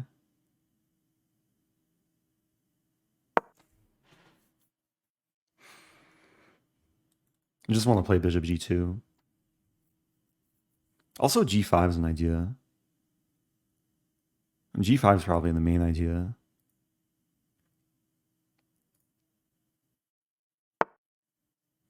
At 92.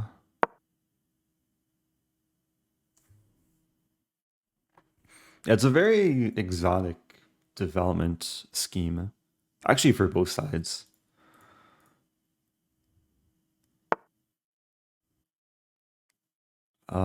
Queen g3. Hitting c7. And the plan is probably bishop g2, h4, g5. Assuming that knight h5 won't be a problem.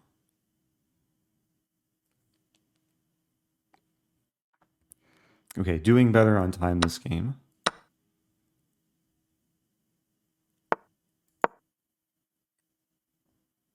Yeah, so plan probably bishop f3, maybe even queen g2, create the diagonal battery.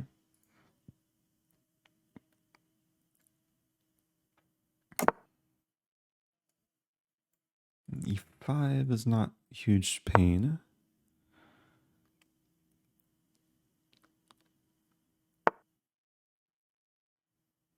Okay, so now g5 looks nice, because if black throws in this move, I take back and I threaten mate in 1. There'd be knight d5, and then takes, I win a pawn, and still threatening mate. And this line, yeah, maybe it's similar. Okay, that's a good sign. I want to play this move, but it might not accomplish much. B4.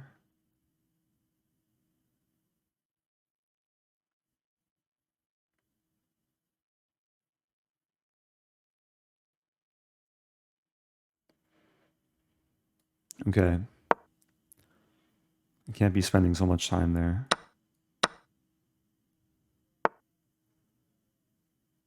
We trade and then rook f8. I'm really going in.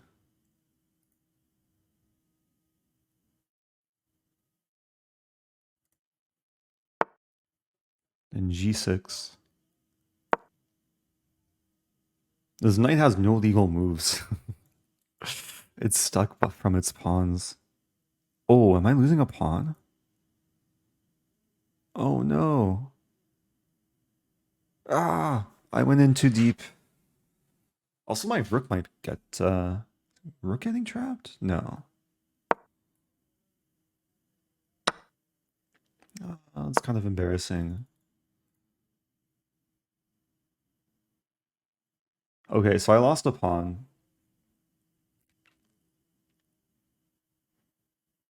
But I still have a time advantage. Oh no. Is my rook actually getting trapped? White has a simple plan. How do I not allow the rook to get trapped? Maybe this move? And if here I play this,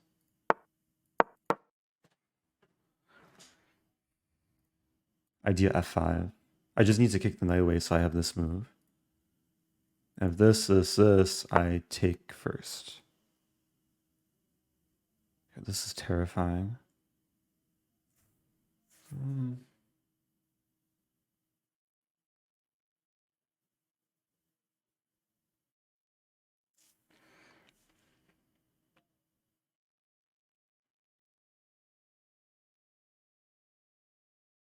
I don't know what to do here. Maybe this move? I have to try something to confuse the opponent.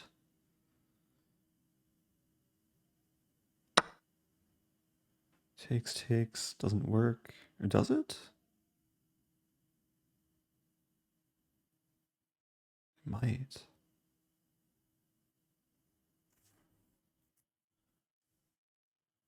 No, it doesn't. I might have to try it.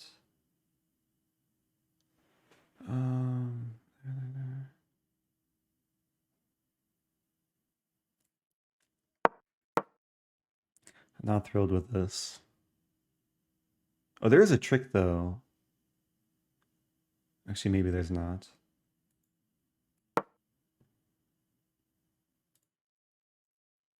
Just don't hurt me. Up on time again.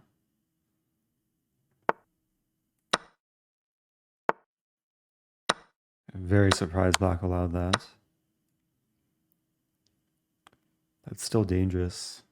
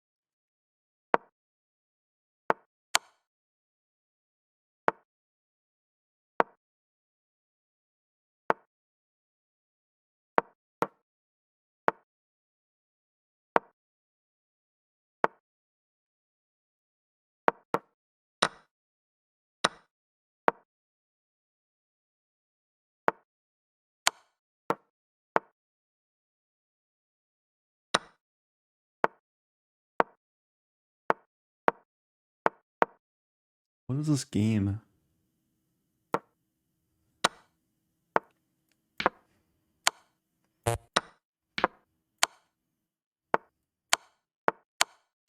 Let's go.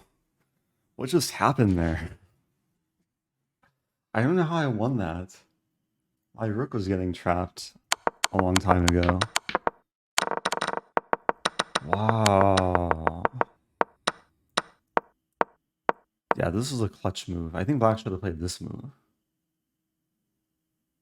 Wow. Wait. I was calculating this, and then if takes, there's this mate.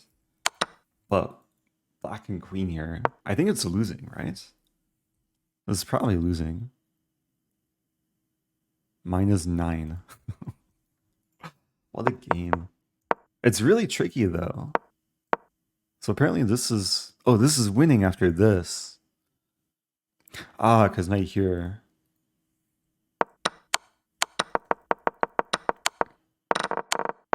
Yeah, these pawns were so menacing. But somehow I found... Like, I was able to set up a blockade. Because if ever g3, I would take.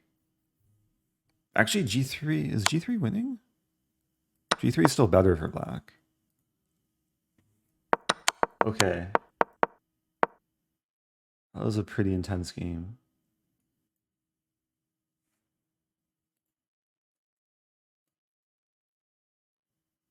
What was my heart rate that game? Our heart rate is 60 now, so I think I've calmed down.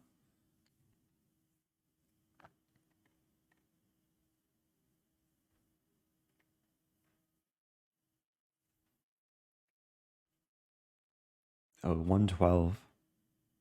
Or 114. Okay, do I go back to watching Levy?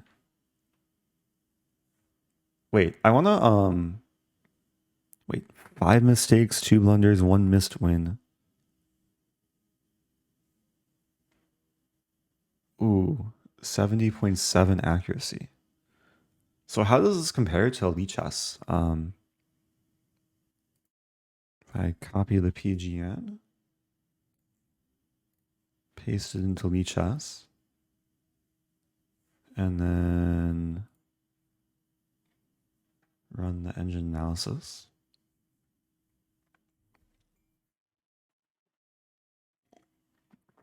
Oh dear. That was a very bumpy ride.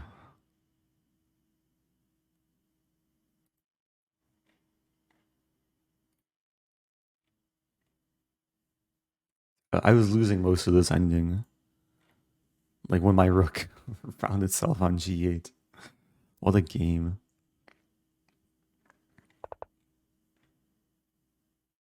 So 6 blunders, 4 mistakes, 6 inaccuracies. 120 average cent-upon loss. Oh man. But my opponent had 139 average cent-upon loss. So that basically means, on average, every move I lost a pawn. And that was a 54 move game.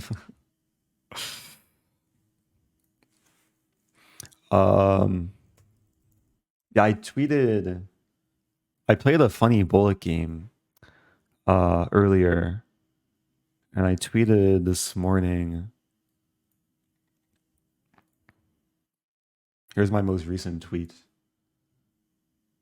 I had a game where I made 11 blunders, 9 inaccuracies, but 0 mistakes. It's a good feeling.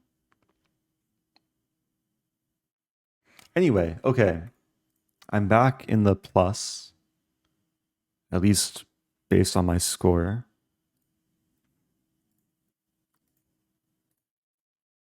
Maybe we can watch a game? Oh, the games list is not reloading.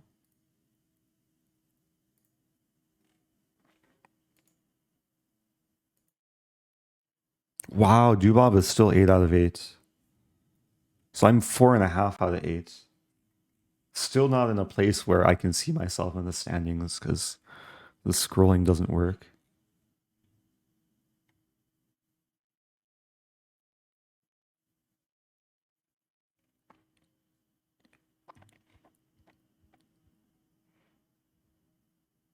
Where's Hikaru?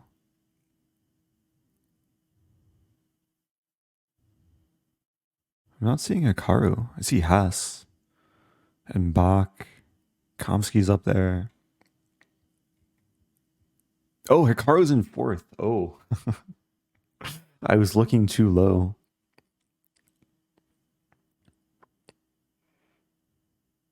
Wait, who's Dubov beaten? Oh, Dubov beat Hikaru. Wow, let's look at this game.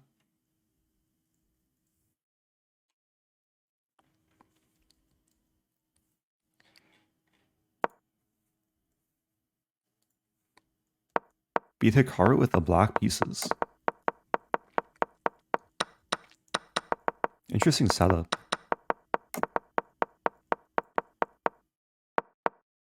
I like him. I like how he just moves his queen back and forth, doing nothing. And now with a knight too. Looks like he's getting outplayed. Ah, but e5. Wow. Oh, that went terribly wrong for Hikaru. But maybe already, like after e5, black has some momentum.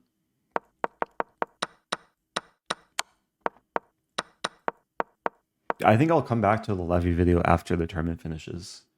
It's too difficult to react to it with taking so many breaks.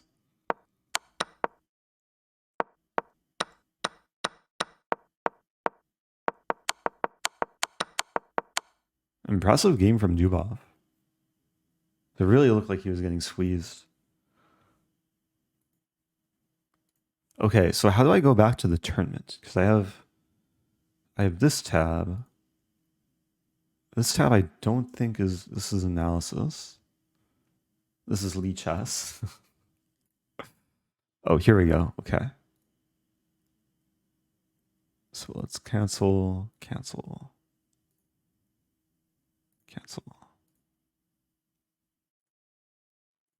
Okay.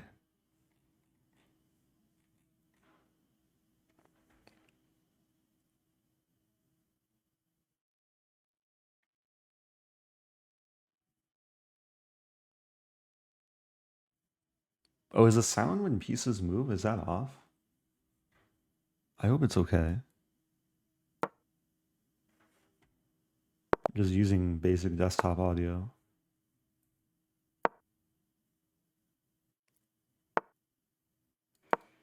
Okay, playing Grandmaster Miguelito. Knight d5 is a playable move.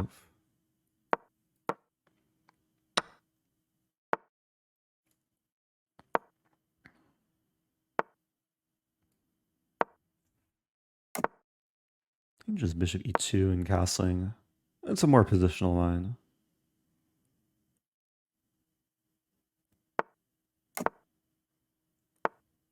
Might even go for... Oh no, I have to stay guarding the pawn. Oh, rook e1.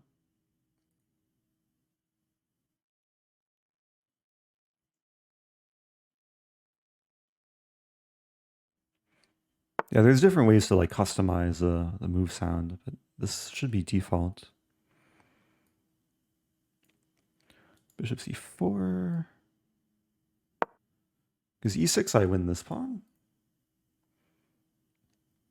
I just want to make the knight move so I can develop this knight. I don't want to be tied down to c3 for too much longer. Bishop e6 I have this move.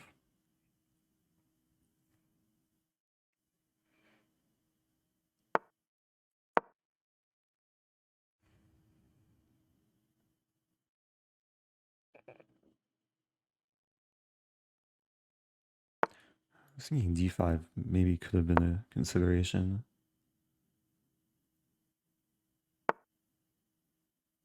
I could play this.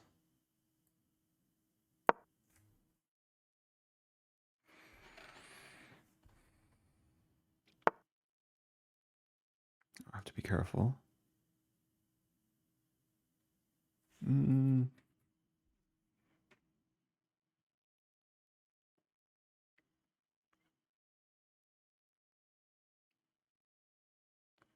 Looking at bishop c5, but yeah, I'll just move back. Probably was not the best idea to begin with.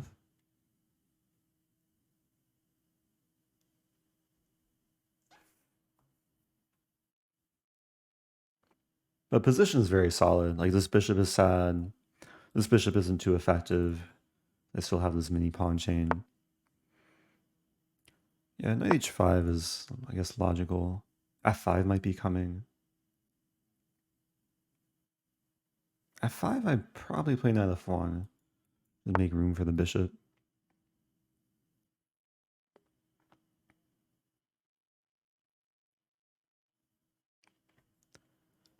Opponent wants knight f4.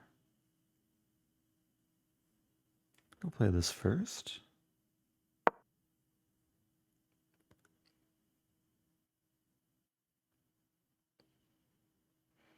This enables bishop to b1. I'm thinking of a setup with knight f1, queen d2. Like gradually improve.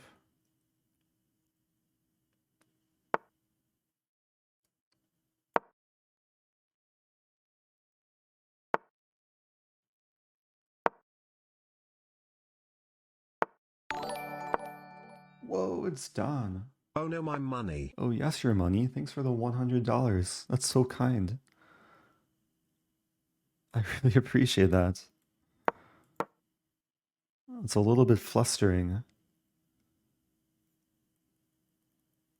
To make sure I hold on to this position. More so than you holding on to your money. B4 maybe. B4 closes things down. Oh, that's really, really kind. I really appreciate the support.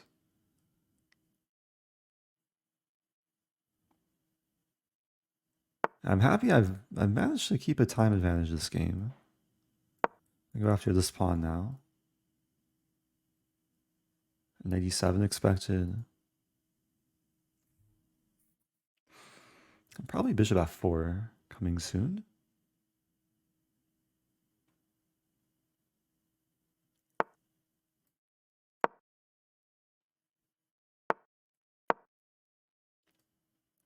Queen b2. It's kind of a fight for the a file. We'll trade a bit.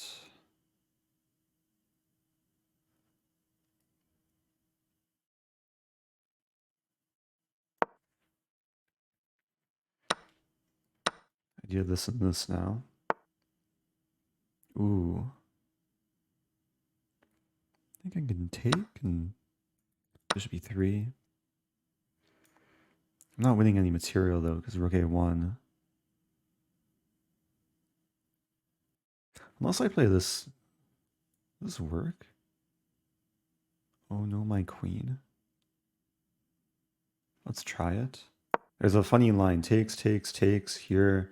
Oh no, my queen, and then mate.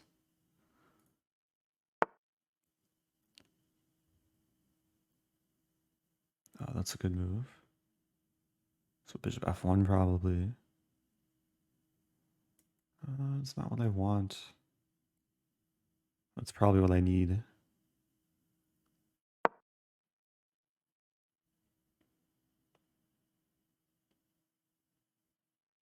Knight g4, I just take on e7.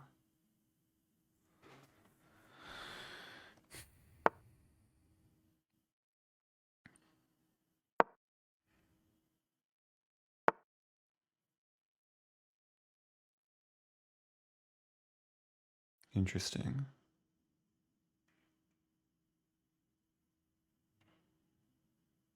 So what's happening here? I want to play knight c4.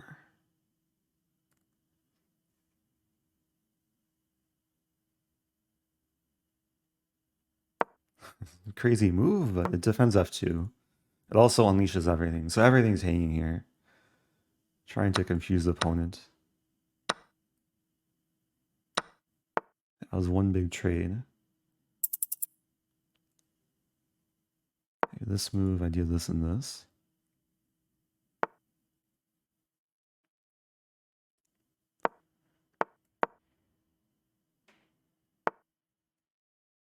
Yeah, I want to trade dark squared bishops because black's pawns are fixed on light squares.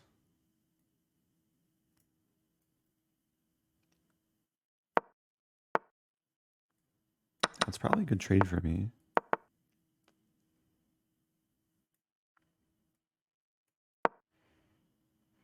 Oh, there's a funny mate.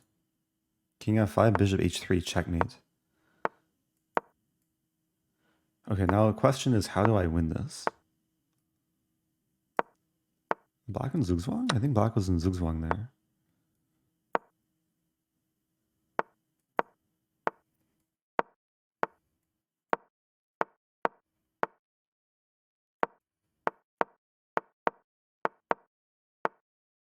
Okay, that worked out nicely. Okay. What a game. That took some effort. A very difficult position for black to defend, though. I think, again, it's just about zugzwang. Because if the king moves back, I'll move forward. If the bishop moves here, I get to play this move, and then if g6 is defended, I'll win b5. So, yeah, this move knight c4. It's such a weird position because black played this, hitting f2 and e1. And I guess that's why bishop f6 was played, because otherwise I would just take the rook, but black could then take and then recapture, and if I take, the bishop hangs. So knight c4 is just complete chaos. I gained back some rating, gained 12 points that game.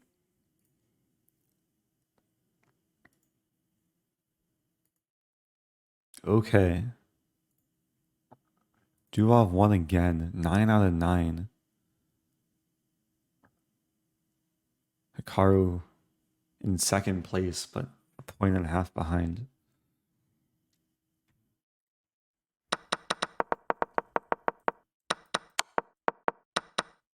Oh, okay. New game. Playing FM Reader.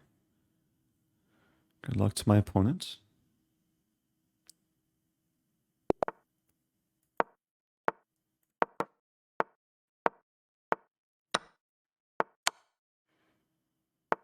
So I had this exact opening earlier.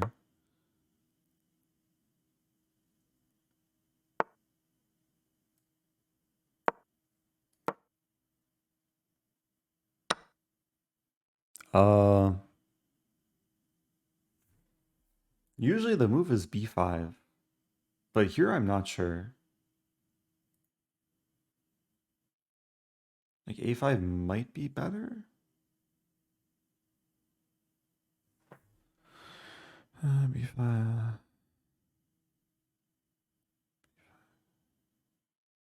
There's also this move. I'll play this move. Can't be spending too much time.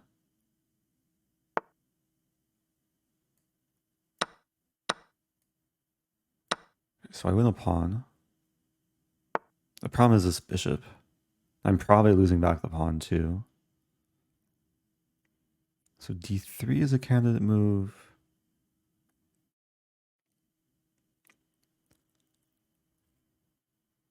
Bishop d7. I think I'll play d3. It looks weird, but I think it's the best way to get back the pawn.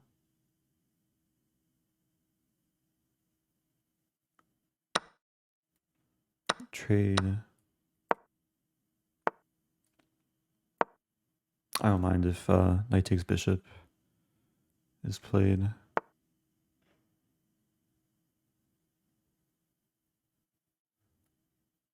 feeling the pressure though.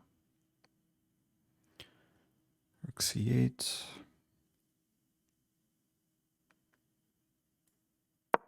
Let's try this.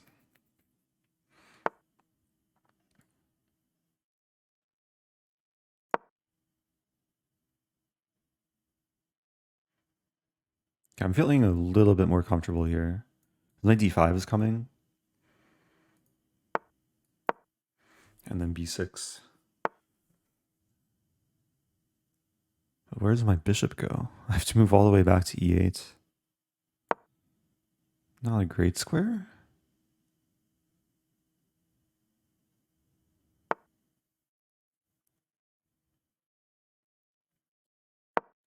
Okay, bring the king in. And it's nice to have control over d5 though. Oh, I got forked.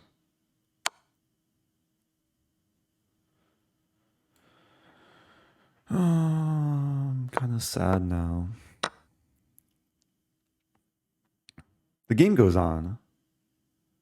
There's still fights. I mean, it's losing for black, but I'll try and fight. F6.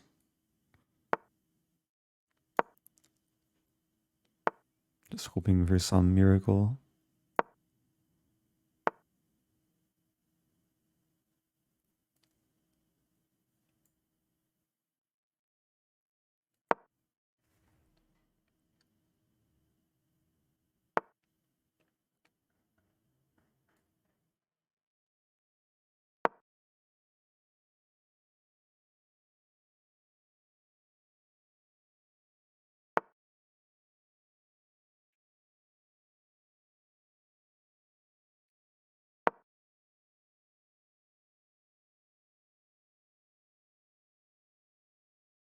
Actually, not so easy for white to win this.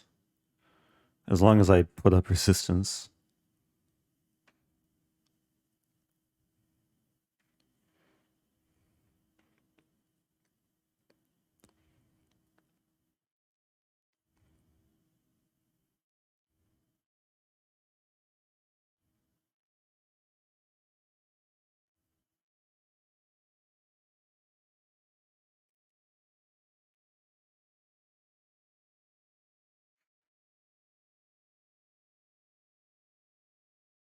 I don't even know what my threat is. Knight c2. Just trying to tickle the rook.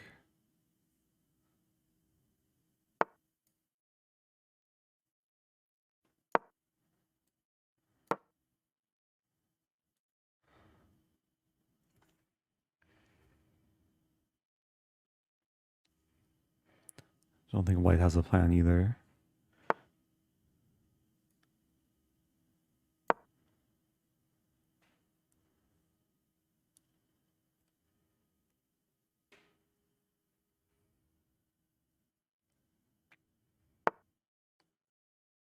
Tickle, tickle.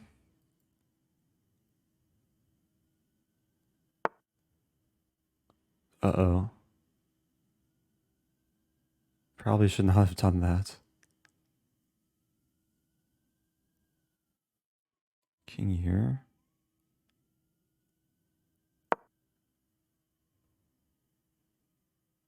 This looks really sketch.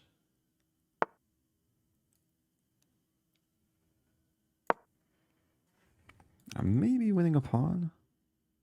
I'm not even threatening to take it because 93.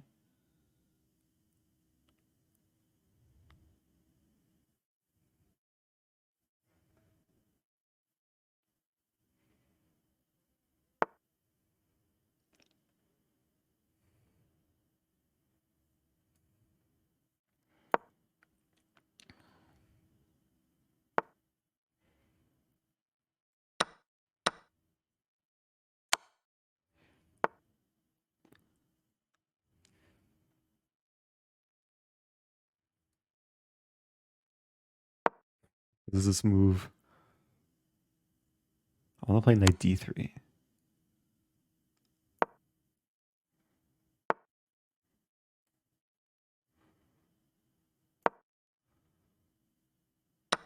Oh! I'm missing simple moves.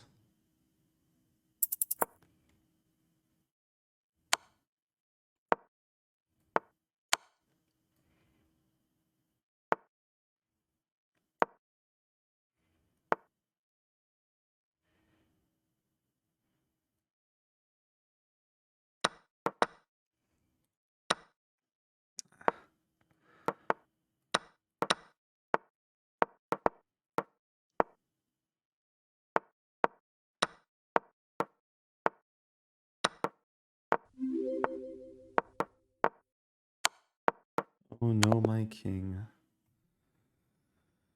Oh, I got close there. It lasted a long time. I just missed the threat. I saw the tension here, but need to see my ranks too. I guess d5 is a good move. Because in order to save the bishop, I either have to move it or play f5. Probably would have had to move it and then allow takes. Yeah, it's a strange position. Thank you, Rolver. First time sub. Famous last words. Tickle, tickle.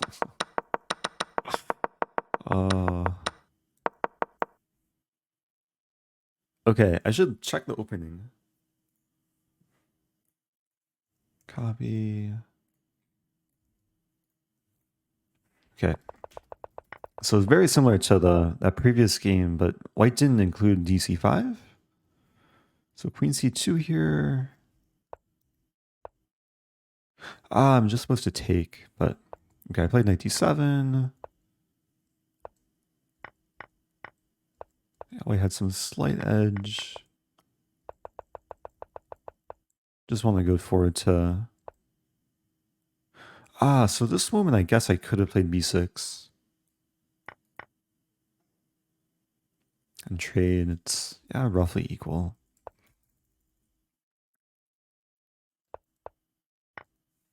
I'm just curious, is b5... Yeah, b5 isn't as effective. a5 is maybe the way to go. Okay. New game? Wait. I heard the sound for a new game.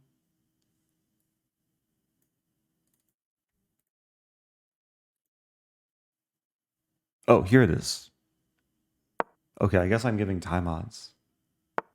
I had two different tabs open, but the game only started on one of the other tabs. It's on this tab. Okay, so we have the same opening as earlier. I think g4. Earlier, my opponent had played knight c6. And g5. So if knight e4 takes queen g3. I'm hitting c7.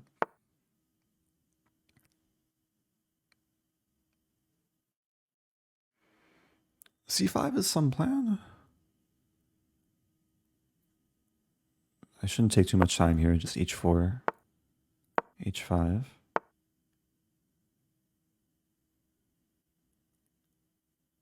I really want to make g6 work. Let's start king b1, 92.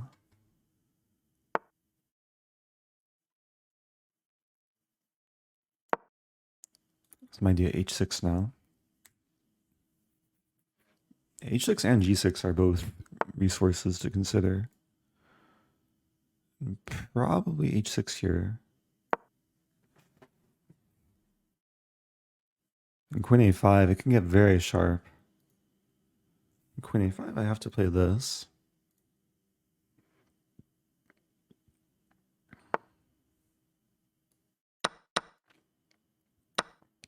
Yeah, initiative is very important in a position like this.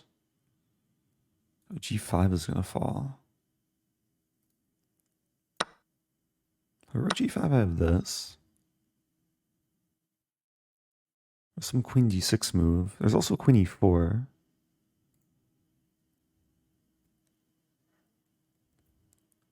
What's going on? I could also take check and win the c pawn in the end. I think I'll do that. And it simplifies a lot. And there's rook f5. Funny line, rook f5, c6 takes and fork.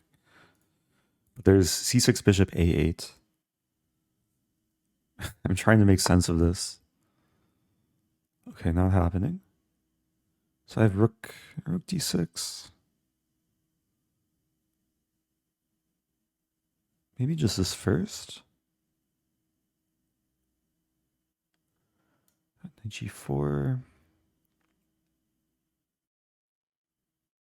Okay, let's play this. Oh, the pawn was hanging. Oops. Okay, well now it's equal material.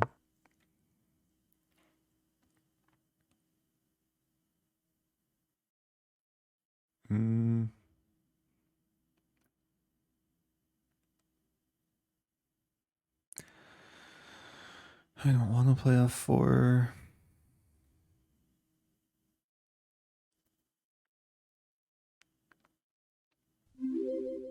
I don't know what to do here. a4 maybe?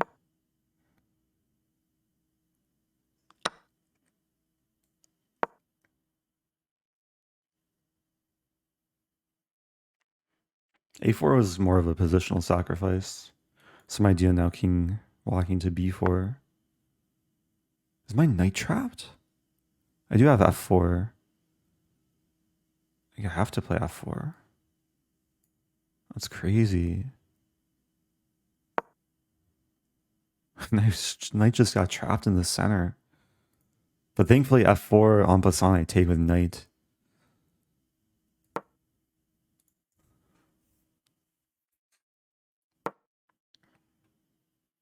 Yeah, a little bit slow this game.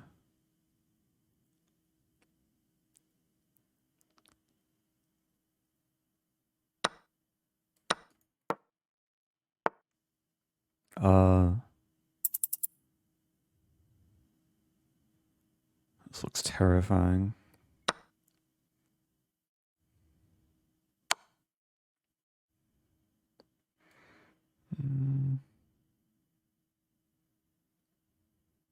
I have to play this.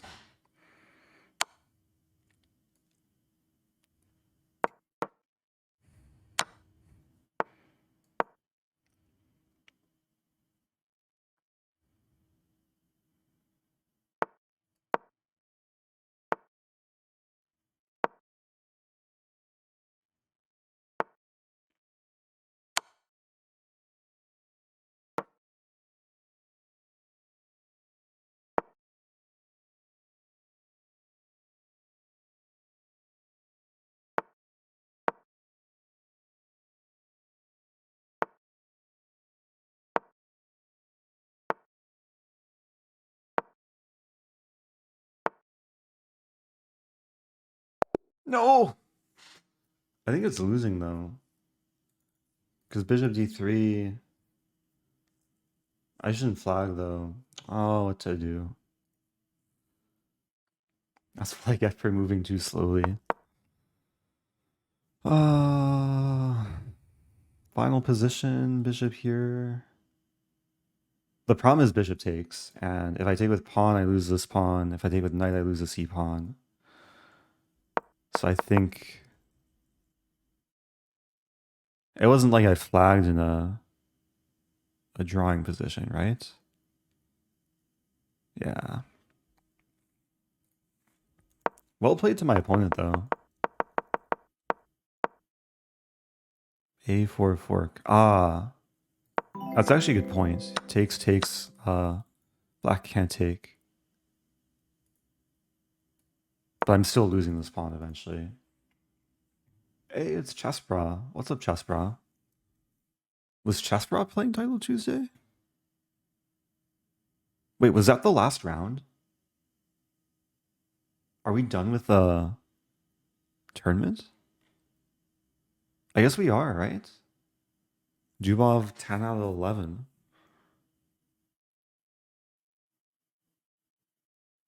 It was the last round. Wait, are all the games done? The thing's not refreshing. Oh, we'll watch the game. Yeah, shout out to Chessbra. I appreciate the raid. Good luck on Titled Tuesday, Eric. Oh, thank you. Well, now it's over. I could have used more luck earlier. It was a rough tournament. But thank you, RNL. Thanks earlier to Big Macau. Hey, Mr. Kusha Chess. Appreciate the raid. Yeah, this is a time where Title Tuesday is over and everyone is trying to raid everyone else. I'm a little bit slow to find someone to raid. Shout out to Mr. Kusha. 13 months of great content. Oh, thank you, T-Coons. Welcome back. Yeah, so now we could probably react to the Levy video, or maybe watch the final game, or not. Yeah, good job to Dubov. So I still finished with a 50% score. And thankfully, there's another Title Tuesday starting in about 4 hours. So what I might do is end the stream somewhat soon and then do another stream later for the second Title Tuesday and try and do better than I did just now.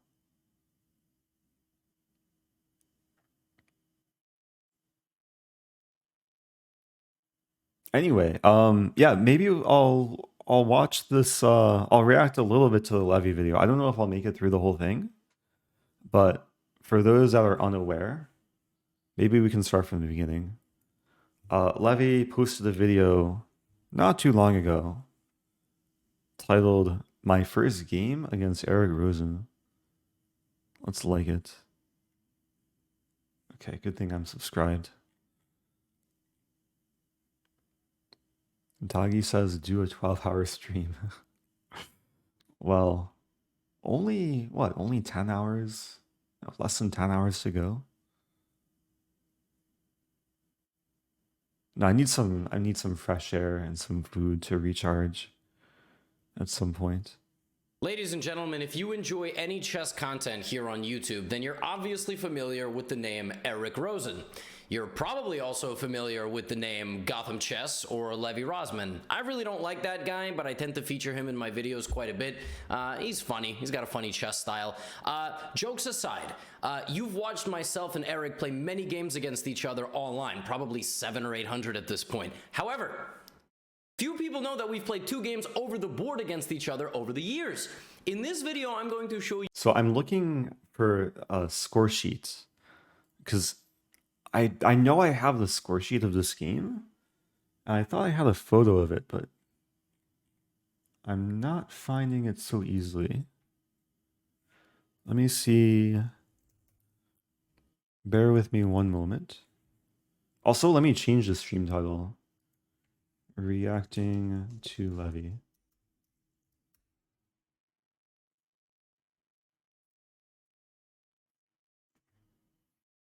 Heartbeat is very low.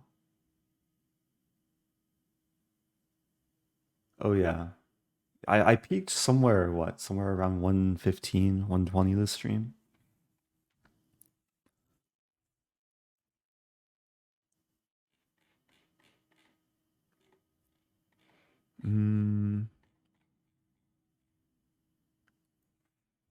Rosman.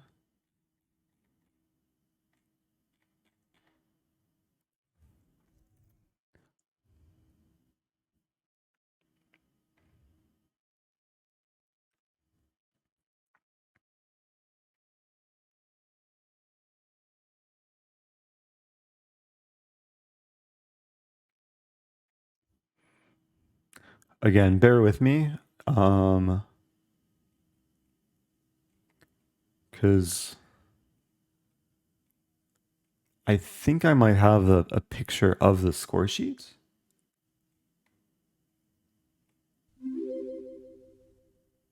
I think I found it. No, I didn't find it.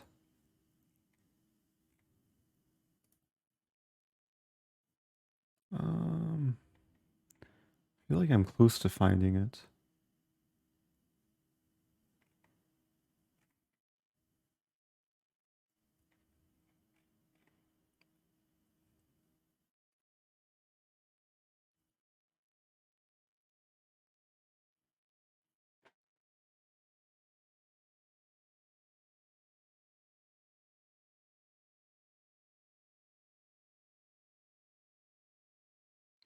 Okay, so I'll just share what I'm looking through. I'm looking through some photos, some old photos where I took pictures of my old score sheets.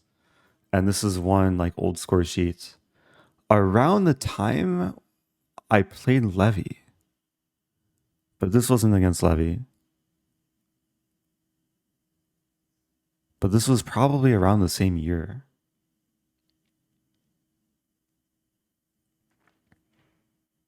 Anyway, so maybe by the end of the day, I'll be able to find it.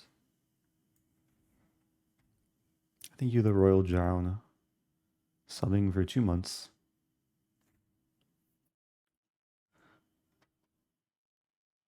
Tagi says, change it to 24-hour stream and I'll pick you up at the airport in Iceland.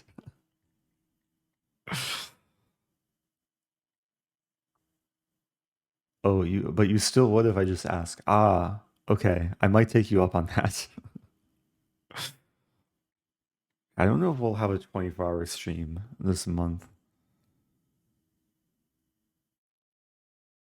Do you write with your left hand while playing? Yeah, well, I'm lefty, so even while I'm not playing, I still write lefty. But I do a lot of things righty too. Like I play sports righty, like tennis, ping pong, throw a ball. I throw a ball righty, but I throw a frisbee lefty.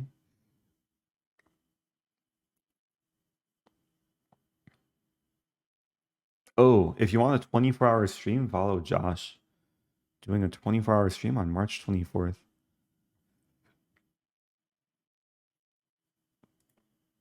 So I don't think I'm ambidextrous because I can't easily write righty. I just do different things with different hands.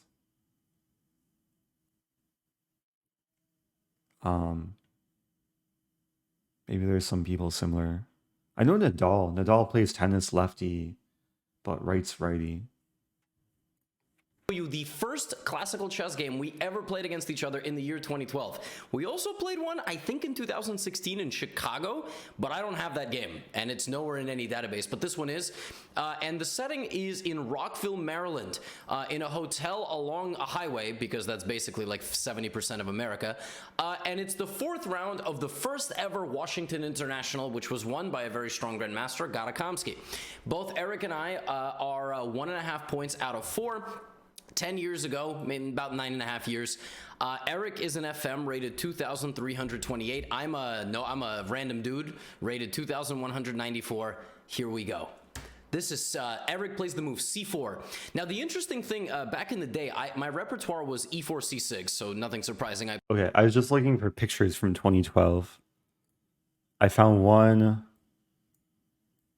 one picture from 2012. I was interviewed on a local news station. So this is what I looked like. But I actually wasn't able to find too many pictures from that year. I don't think this interview exists on YouTube. It used to be like on somewhere online, but I think they removed it. Oh, thanks for all the compliments. Okay. I played the Caro-Kann, but against d4, I also played the Slav defense. So I played a lot of c6 stuff. So Eric played c4 against me, and here's why.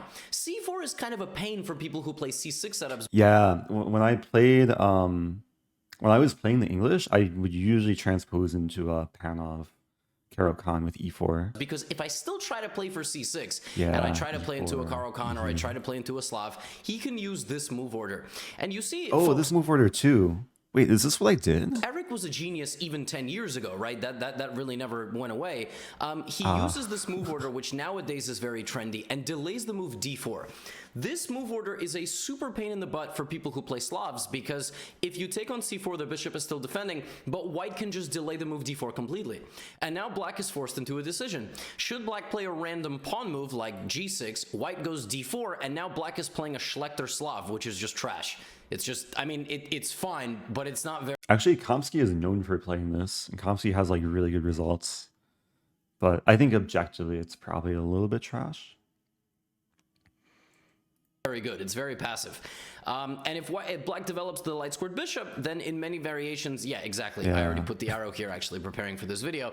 Queen b3, queen b7, and that's an issue. So what did I do? I played e6. This move order by white does not scare people who play the move e6, because now you're just in a semi-Slav. So black is going to play a semi-Slav. Black doesn't care. Here's the only issue in the year 2012. I didn't know the semi-Slav. Not only did I not know the semi-Slav for white, I did not know the semi-Slav for black. So in my first time ever, I decided to play this system, the semi-Slav defense. Wow, I didn't know that. I'm trying to remember like my preparation for this game. I vaguely remember like Levy being really well prepared. But let's see. This is one of the most theoretically complex systems that exists, although because Eric already played e3 on move 3, we are playing a Miran. So we're playing a Miran semi-Slav and not the critical main line, which is bishop g5, because bishops can't jump over pawns. I play knight d7, and now it's Eric's turn to think. So Eric completely moved... Okay, wait. I want to try and guess the move. Also, I see the question, have you played Frisbee golf? I've never played Frisbee golf. The closest I've been is playing mini golf. I've never even like done real golf. I remember the very first time I had this position in a tournament game as white, I was playing against Ray Robson. And I played a line Queen c2, Bishop d6, g4. I'm pretty sure I played the this b3 line. I assume I played Queen c2 and then b3. Borders me out of any opening I know. Okay, it's move 5, move 6, and even though I'm 2194, I don't know the opening whatsoever. So yeah, you shouldn't, don't fret if you don't know your openings, because neither did I. Eric plays Queen c2. This is a very useful move. I mean, it happens quite often. You free up this for the rook in the future. The queen obviously stares this way. Just a generally good move. Also can team up with the bishop if it ever goes there. I develop my bishop, and Eric... Yeah, b3.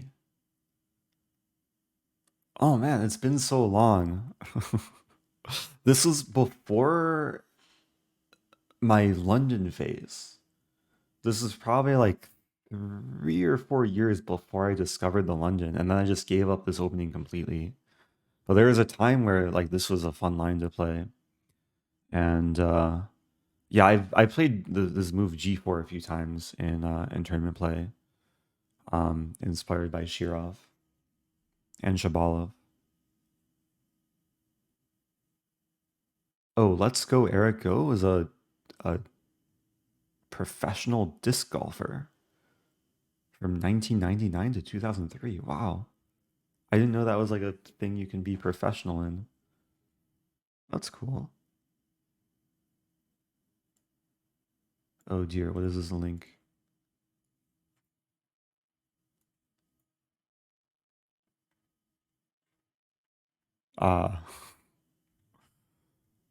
Ipsy, I thought you were going to share the link with me and Levy. A random Reddit post of me posing with a fan.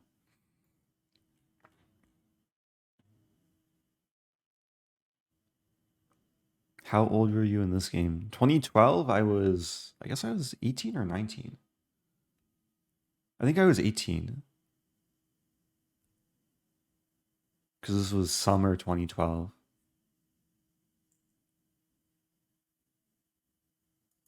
Very clearly is going to put his bishop on b2. Now, here, according to theory, there is one move that equalizes, and it's e5. I was prepared for e5. Wait, let's see what he's going to say. Apparently, white should delay putting the queen on c2 because black can play the move e5. I know this nowadays because it's better to obviously have the queen on d1 so that e5 is not possible if white were to take. But white moved the queen, so e5 is completely possible. And I know that again now. Okay, during the game, I was disappointed he didn't play e5. I didn't know any of this back in the day. None of it. Zero. So I was just trying to play natural moves in the opening, so I played the move rook e8. Okay, so let me share... Wait, do I have the game?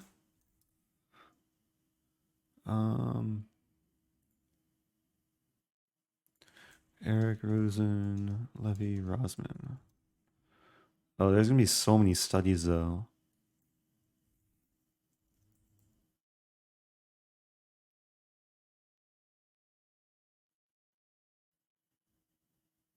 Is this it?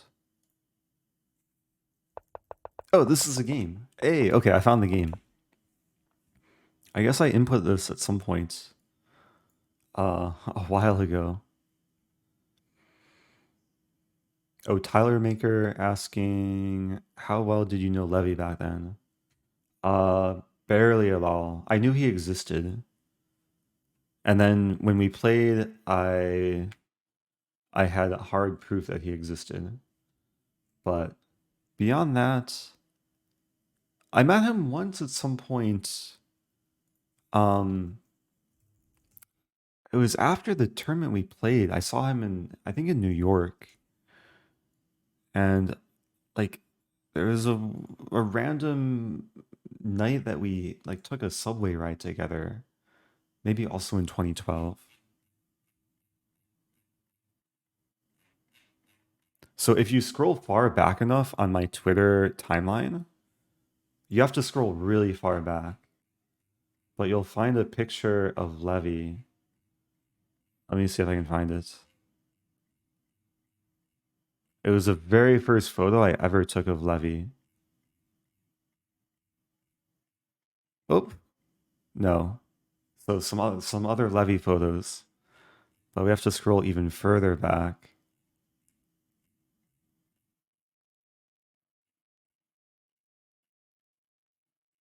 Oh man. Oh, another Levy photo. Okay, so this is my first one of my first interactions with Levy. Um yeah, this photo was from 2012. Oh, I could have gone to media too. Yeah. So this is Levy before he became Gotham Chess. So anyway, uh, yeah, I'll have to dig up some more photos. Oh, Frenzy Lee redeeming share a photo. Well, I'm sharing a photo right now. I don't know if I have another photo to share. Photos, Levy. I don't have too many photos of Levy.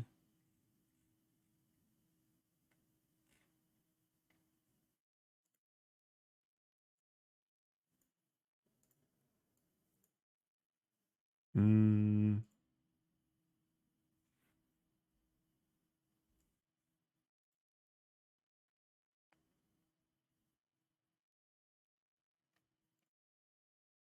Okay, so there's this photo, which I think a lot of people have seen before.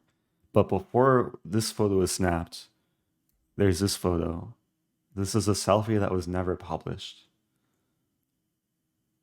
Levy was slightly distracted. Okay, let's go back to the video. Oh, wait, no, I got distracted.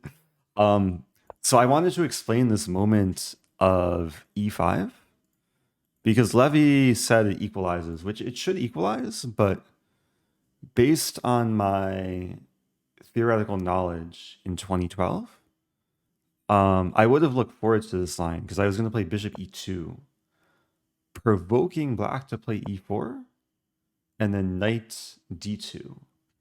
And it's a really cool line where white castles queenside and then goes for like a really quick pawn storm on the king side. And there was a game between Ray Robson and Timur Gureyev, which featured this line. Let me see if I can find it. Robson.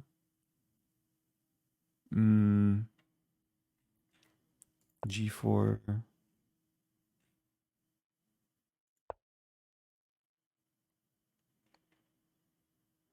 Okay, I can't find it, but yeah, I would have enjoyed playing this position. And that was my main prep in this sort of semi-Slav line. Oops. So what I can share about e5 is I'm pretty sure, oops, instead of rook e8, e5, bishop e2, I'm pretty sure black is better here, and there's actually an engine novelty, which I discovered recently in this position. Or maybe not quite a novelty, but the move is h5. And according to Stockfish, and it looks a little bit illogical because black is pushing a pawn where the king is castled, but it's pure prophylaxis against g4, and engine prefers black. After castling, then some crazy move like b5. It's actually a really interesting line for black. So, let's see. This move can't lose. So I played it, right? Rook Rook goes E8's to fine. E8. I'm ready maybe in the future to play E5. Eric plays bishop E2, and now I'm like, maybe I don't want to open up the position right away, so let me fianchetto my bishop. And after 10 moves, we have a very, very common setup by both players. Yeah. Okay, real quick. Just to show the stats. Okay, just under 200 games. But a lot of like strong GM level games in this position. And it's a confusing position because there's so many like weird slight deviations of where both sides can put their pieces. Depending if white wants to put rooks on c1 d1 or d1 e1. And then black's queen has a couple options. And it's actually kind of a difficult position to understand theoretically. A question, when did you start first playing chess? I learned the rules when I was 7. I played my first tournament when I was 8. We do have a bio command. In fact, you might have seen one of my games against people this year, like I played Chibiao Wang, I played, or last year, I guess, Norm Events. Yeah, last year. January, was it? Maybe. I don't know. Chris, and I played this against Chris Yu with white. In Vegas. Yeah, Levy won this position with white against Chris Yu. Was it last year in Vegas? There's a lot of different ways to put the rooks here. So the best ways for white to put the rooks are rook a d1 and rook fe1. That's what I know now. I had no idea back in the day. And actually for black to do the same thing. This queen should go to e7, and then, you know, at some point I'll play c5. Eric plays rook e1. I'm completely on my own in a position with full tension, right? Every piece is still on the board. So you don't... I kind of was playing, I don't know, cat and mouse a little bit. I was like, all right, well, he's not doing anything, so I'm just going to bring my rook as well. Eric brings his rook, and now I'm like, well, I can play e5 and open the position. I can play c5 and open the position, but he hasn't done anything, so let me just, you know, I'm going to let him do it. You do it. You do it. You play e4, right? It was a little bit of a respect that I had for Eric Rosen. Trust me, that respect is long gone. Aww. Long gone. No, I'm just kidding. But, okay. you know, I was a lower rated player, so I'm playing a strong player who's kind of tricked me in the opening. I'm like, I don't know if I want to open things up, right? So I played queen c7, and now Eric plays the absolutely thunderous and terrifying... Wait, thunderous and terrible? Terrifying move. Oh, terrifying. Okay. Oh, I wanted to guess. I played h3. Aw. h3. h3. I feel like h3 is not a great approach. Yeah, I didn't understand these positions back when I was playing this line. So I was kind of just making things up. Oh yeah, this video has 520 views. Should I refresh? Now it has 10,000? 25,000! Wow, jumped a lot. It was a little bit of a respect that I had for Eric Rosen. Trust me, that respect is long gone. Long gone. No, I'm just kidding. But, you know, I was a lower rated player, so I'm playing a strong player who's kind of tricked me in the opening. I'm like, I don't know if I want to open things up, right? So I played queen c7, and now Eric plays the absolutely thunderous and terrifying move h3. I'm just kidding. That move is not terrifying. I mean, h3 is just sort of a waiting move. Obviously, prevents knight g4 and gets this pawn out of my sight. Yeah, the thing is, I didn't know what to do. Like, if I don't play h3... I didn't know what else to do. And terrifying move Looks h3. like a reasonable move. Obviously, prevents knight g4. But, you know, it doesn't really point. This is just intended to build up on the queen side. Like, at some point, I'm going to play one of these moves. He can again play e4, which is very much what you should be doing in this position. But here, Eric plays queen b1, and at this point, I'm just feeling mildly disrespected. You know, what is he doing? Like, honestly. Yeah, it's like Dubov today against Hikaru, just like doing nothing until opponent over pushes. What does he do? What are these h3 queen b1 moves? He's waiting for me to open up the position. I'm like, no, I'm not going to open up the position. Wow. You know, I'm going to put my rooks on the center lines just like yours. I decided I didn't actually like where this rook was, so I decided to slide it over. Sometimes the queen goes here and goes to a1 and then teams up with the bishop, so it's like kind of common. Eric plays one more waiting move, and finally I'm done waiting. I know nowadays that before you play c5, it's actually better to take on c4.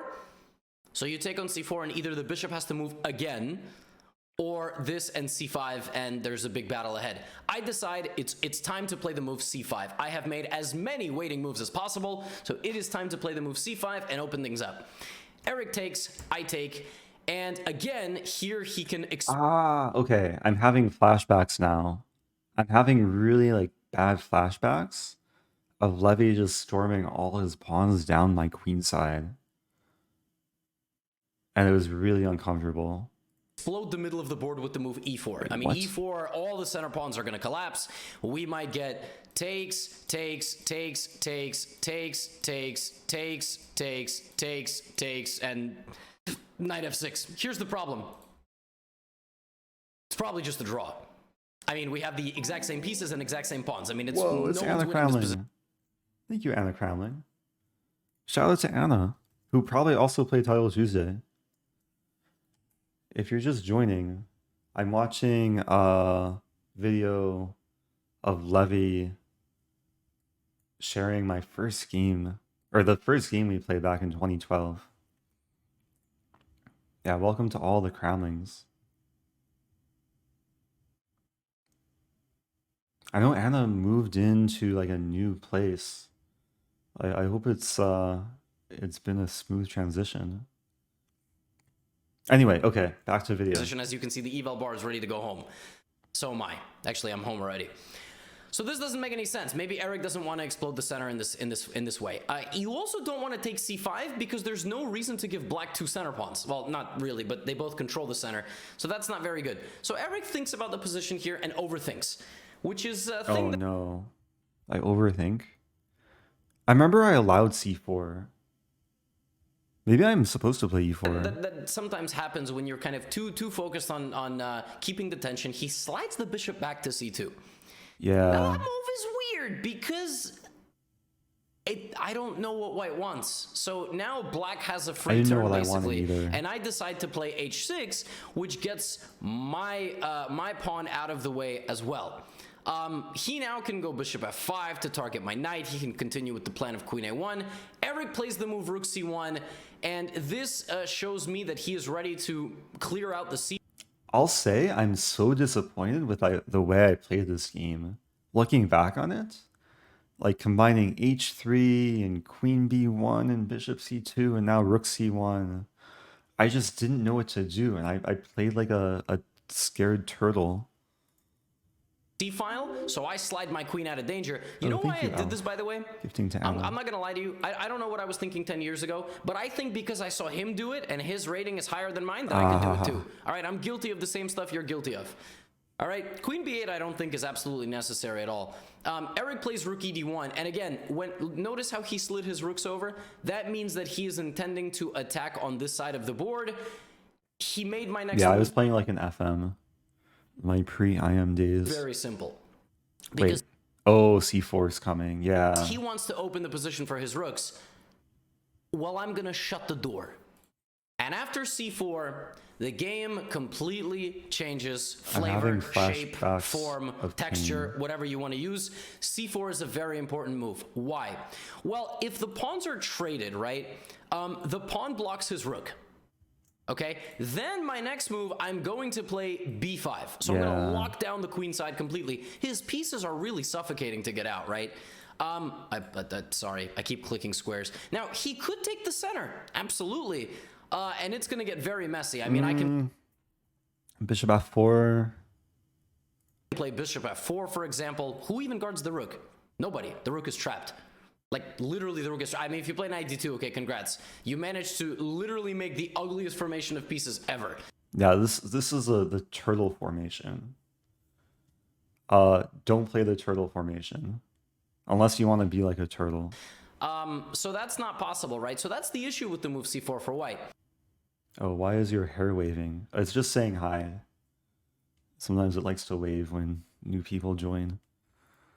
And oftentimes in chess, it gets bad to worse very quickly. So Eric plays a4, which is a good move, preventing me from playing b5, and now I prepare the move b5 by playing bishop a8.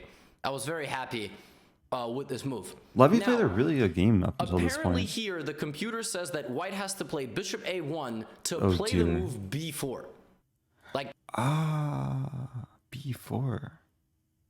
It's actually a cool idea. to get the queen into the game with either b4 or takes on, all right? So like if I play b5, we have takes, and the queen can activate like this. Here's what the computer suggests after bishop a1. A draw. The computer thinks that we should repeat moves and make a draw. Eric, being 134 points higher than me. I will say I didn't have so much respect for Levy as a chess player back then, because he wasn't titled and his rating was low. But over time he gained some more respect. Wait, 130. Yeah, 134. Okay, just making sure my math is right. He doesn't want that. Eric doesn't want that at all. So he's trying to keep the tension. He plays the move knight e2, and now black is much better. Black is much better because. But this is also back when, I think when I was, I didn't mean to emotionally damage anyone. This was back when I would more easily like judge my opponents based on their rating and not based on their moves. So it was an issue to overcome. To actually like improve my level was to like play the board and not the opponent. Because sometimes I would be overconfident against lower players, or sometimes I'd be underconfident too. What to do? Clip it and shift it, yeah. Because Eric is basically admitting to the fact that I have a queenside expansion, and he is not intending to stop it. He's letting me just push. He's like, go ahead and do your worst. And I'm like, okay, b5. Queen out to a2. All right, and now I am ready to transfer my rooks over to the queen side as well, so I slide my rook over to c8 because it's obviously far more useful than it is on the It's so painful, like, looking back in this position, because in the midst of the game, I was really suffering. d file. Eric plays bishop f5. Now, bishop f5 is not a direct attack. I think it's more intending to kind of like make it tangled for me. I could slide out of the pin, but I'm a guy who likes to solve my problems immediately with the move g6. I'm like, I don't really care if I'm weakening my king, Eric. I mean, you obviously went to f5 to take on d7, right? So do it. Eric goes bishop b1. If you are going to be a turtle, that's cool. Just find a rodent ninja master. Where do I find a rodent ninja master? Levy kind of looks like a rodent ninja master.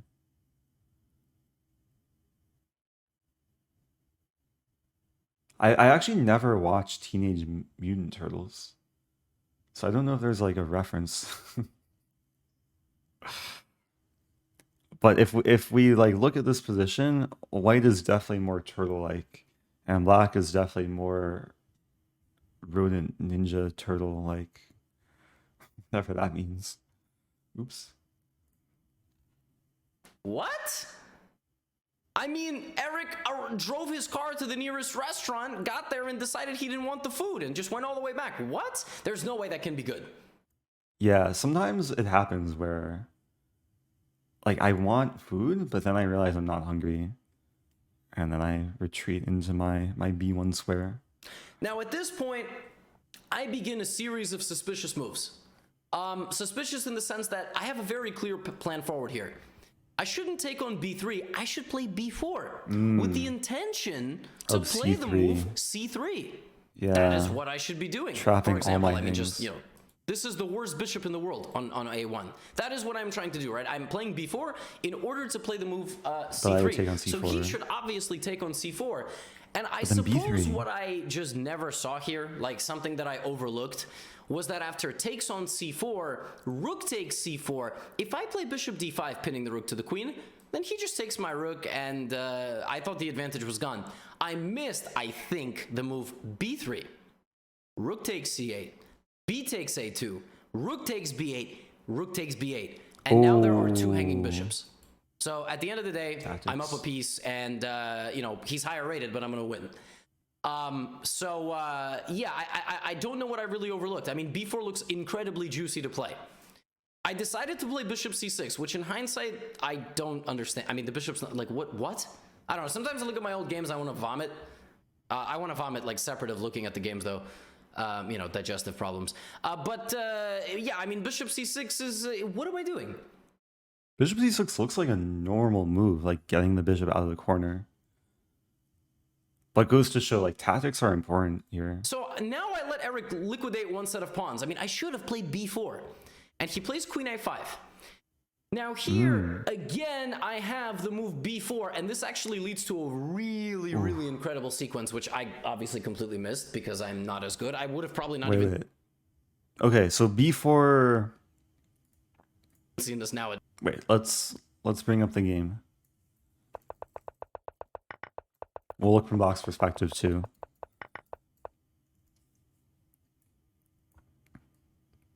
Okay, let's try and find the incredible sequence. I hope the layout is decent enough.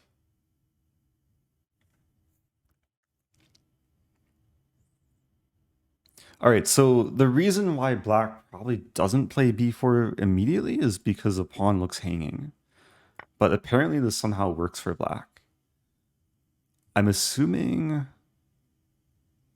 I have to imagine like takes. Hey, it's Lele. Shout out to Lele. Appreciate the raid. If you're just joining, I'm reacting to... Oh my gosh, I have so many tabs open. I'm reacting to this video of Levy analyzing our first game that we played. And we're trying to find an incredible sequence from this position.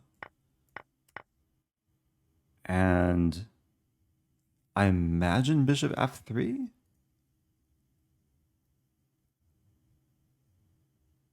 Or bishop b5 even? No.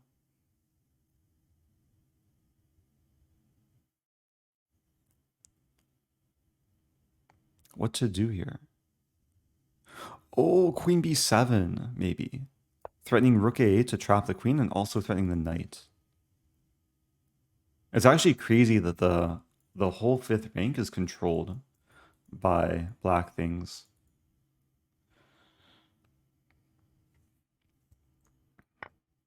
I wonder... Okay, let's see. I didn't take too much time there, but that's what I'm guessing.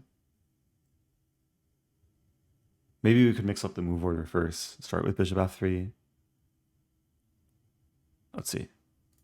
Nowadays, b4 forces b takes c4, and now after this there is an absolutely amazing sequence. Queen b7. It's -4 if and only if I find bishop takes knight. Oh, why not queen b7? Forcing his rook to take my rook, right? Otherwise, right? And here it looks like there's nothing. I mean, what is my next move? This is my next move. Queen b7. Queen b7. And it's not just this.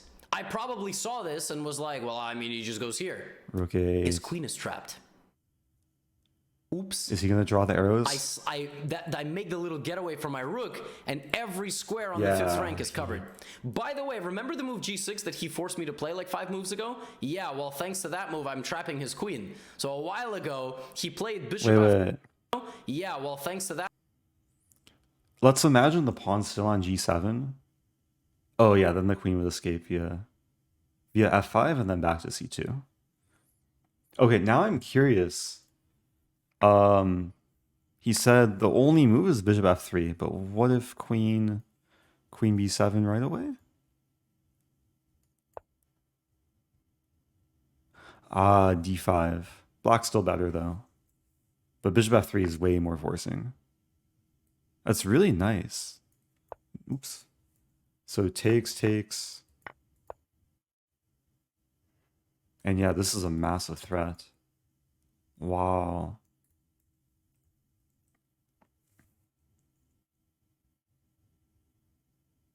Yes, again, I do have a fan.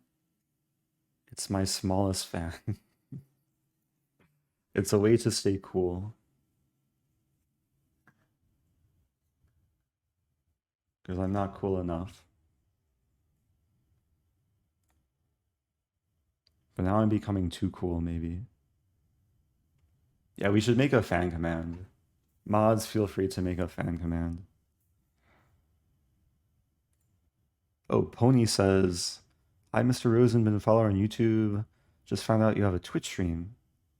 I wonder how many YouTube followers and subscribers don't realize I stream on Twitch. Oh, any recommendations to improve on one knight of 3? It really depends what you play against d4.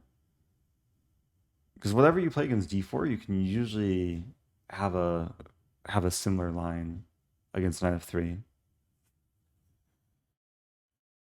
But also, it's not something you need to prioritize too much because most people play e4 or d4.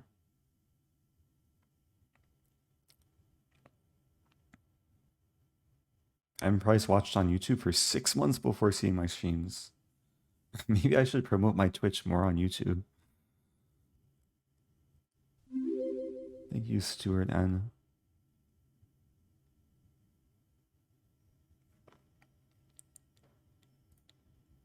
Yeah, this is my only physical fan. But I have a lot of virtual fans here who maybe also exist in physical space.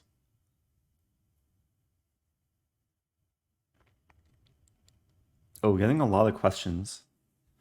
Okay, should I come back to this another time? Because it is kind of I mean, it's a long-ish video, and I don't want to like spoil the whole thing. So maybe I'll come back to it another time, or do I continue? What does chat want? Continue or answer questions from chat? Okay, let's continue. Let's get through it. I'm trapping his queen. So a while ago, Because I remember there's a really exciting ending to this game. Oh wow, everyone says continue. Okay. he played bishop f5 to force me to play the move g6. But that actually helps me now. Now, here was my last chance to play the move b4. Here I play one of these, like if I could go back like 10 years, you know they say if you could go back in time and give yourself advice, like what would you do? If I could go back to 2012 and give myself advice, I would slap me across the face for playing the next move. In a position where I am much better, If I could go back 10 years, I would jump in and stop Levy from harming himself. I feel like that would be a wholesome reason to time travel. decide to trade queens. What am I doing? I mean, what am I doing? Now, obviously, I'm still better. You could see it's -1. But what am I doing? This queen is literally the only good thing that white has, except his haircut. Oh yeah, stop Levy from hurting himself and then buy as many Bitcoin as possible. But Eric does have a very nice haircut. Very nice eyebrows, too. But I wasn't looking at that when I was playing him. I mean, I'm like, why am I trading queens? And you know what the craziest thing is? He just goes away, and it's actually still fine. Wow. Right? Now, finally, I come up with the move b4. Of course, at this point, b4 is not as powerful. Knight b6 followed by b4 is quite powerful as well. I decide to play b4, and we get takes, and... Wait, I went for this? I don't remember going for this. By b4 is quite powerful as well. I decide to play It looks really bad, though. Because when I take the queen bishop battery opens up. b4, and we get takes, and rook takes c4. So now, I guess this was my intention the entire time. My intention was to take on f3 and win back the pawn. So play, this whole trade, and actually I'm taking on f3. Again, if we go back a couple of moves, I just showed you why that wasn't necessary. I did not have to bring the queen here. I could have gone for this sequence of moves where I have queen b7, rook 8 at the end. That's hard to find from the because distance. I'm trash, but that's okay. And we have a big trade and this position. And Eric plays queen f1, protecting his king and the pawn, and also defending this. Now, black is still much better. Black is much better in this position for a couple of reasons. First of all, the quality of the activity of the pieces, right? All my pieces are active and really powerful. This knight can jump into the position, right? This bishop stares down the king. I mean, come on, let's not even compare the quality of the queens. Also, my rook sees an entire open file. This bishop is, living in a windowless apartment. So the other thing I have is a passed pawn. Like my pawn is it can just walk. Right, it can just go down. His can't. My knight can go here and remove the blockade of the pawn as well. So I have a lot more space. Everything is good for me, right? So what do you do in a position where you're better? Well, you try to build behind where you're better, right? You try to go this way. Eric plays bishop d3. That prevents the move knight c4, but it does not prevent the move knight a4. Now, in this position, he should move his bishop. It's a little hard to do that, though. For example... Wait. If I play bishop a1, there's b3, b2. Also, it looks like I'm just getting smashed here. I'm trying to remember this moment. So I remember like Levy was just punching me from all directions. If you play the move bishop c1 and let me go b3, that looks terrifying. Yeah. Apparently it's not. Really? Apparently it's not terrifying to allow all of this. I control White can allow the b1. pawn to get to b2, and Wow. supposedly, according to Stockfish, I can't get through. Wow. That's pretty difficult to do. Also, it's move 33, so keep in mind that we're both low on time. We're probably both nearing move 40 in the game, which is a very common place where, you know, both players don't have a tremendous amount of time. Yeah, so most of these tournaments on move 40, you get like extra half hour. This game, I believe this game lasted like 4 to 5 hours, probably. This is a long fight. So Eric plays the very natural defensive move rook b1, intending to meet knight takes b2 with rook takes b2. I remember. Okay, I remember analyzing. I think it was this position. Now you might have noticed that the eval bar completely plummeted. Yeah, so I remember that black has like a forced win somehow. That's really beautiful. But now I'm trying to remember it.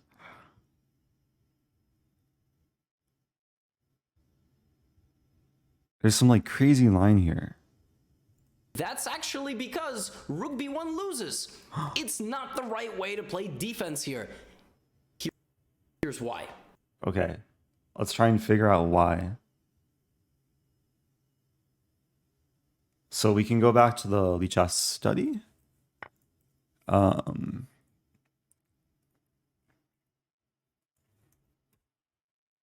sorry if the result was spoiled there, but I tried to remove it. Okay. So, this is black to move. I accidentally played the move knight e4, which might be the best move. Knight e4 probably is the best move, actually.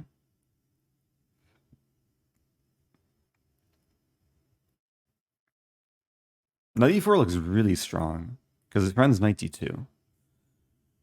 Wait, let's keep going.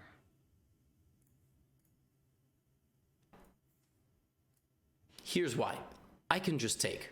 Wait, what's the difference?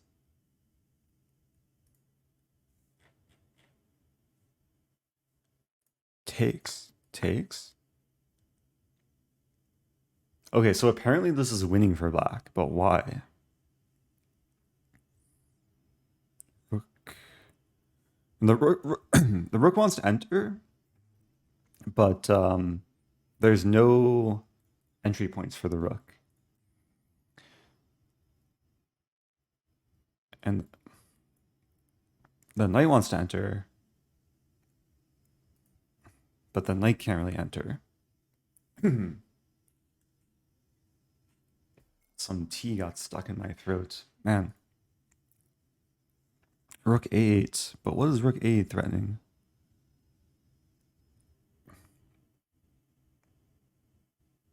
Because again, a1's covered by the queen.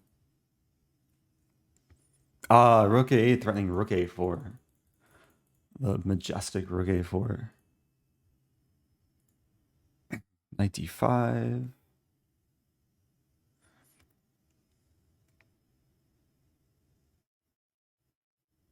I mean, it looks good for black, but...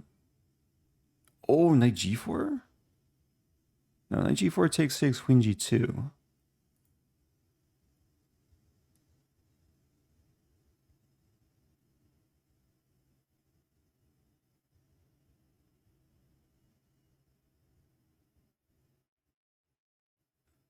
Is it really this idea? That would be insane if this is a winning idea. To maneuver the rook to g5. Let's see it. Because it seems slow, but maybe white doesn't have a defense. Because I guess with rook a8, we are preventing queen g2 because there's rook a1. And if rook b1 here, rook g5 is already coming. That would be insane. But there's knight g... Or, there's queen g2 and then knight g3.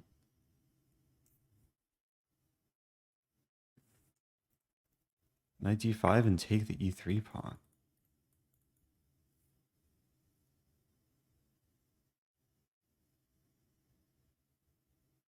Let's see. Let's see it. I would have never in a million years done that, okay? Yeah, this is the only reason to play this move is if you see something like really concrete. Because usually you don't want to go for these sort of trades. Why is it winning? Because after rook takes b2, there is a winning idea by white. Try to find it. By black, Ooh. not by white. By black. There's a winning idea by black. It's -3 only if you find this idea. Otherwise... Ooh.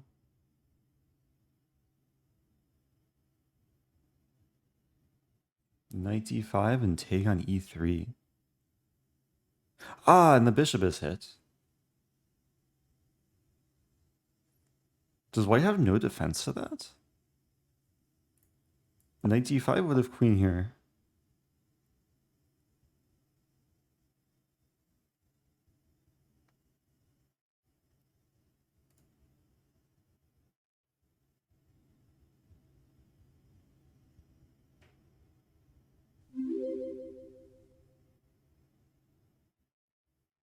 Oh, some people have already watched the video.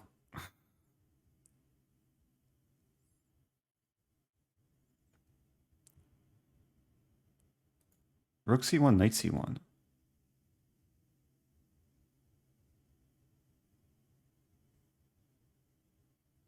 Thank you, Stephen P. Dot. Queen d1, queen f1. Wait, how does this work? Here takes here, here.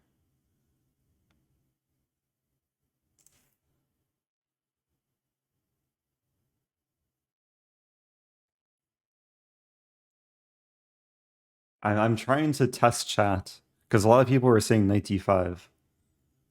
But what happens after queen g2?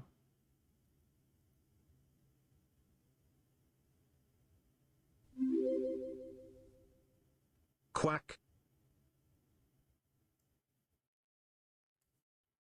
Bishop h2. Wait, in this line. Bishop h2, king h2, and the bishop defends the queen. Oh, queen takes e2 first. No. Queen takes e2 in this position? Oh, in this position. But bishop takes.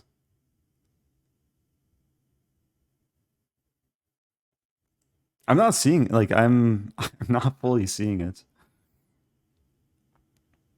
It looks really close, though. I'm sure some people have watched the video.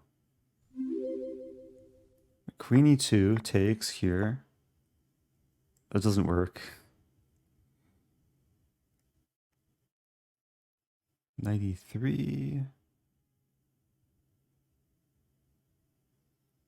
The queen's attacked.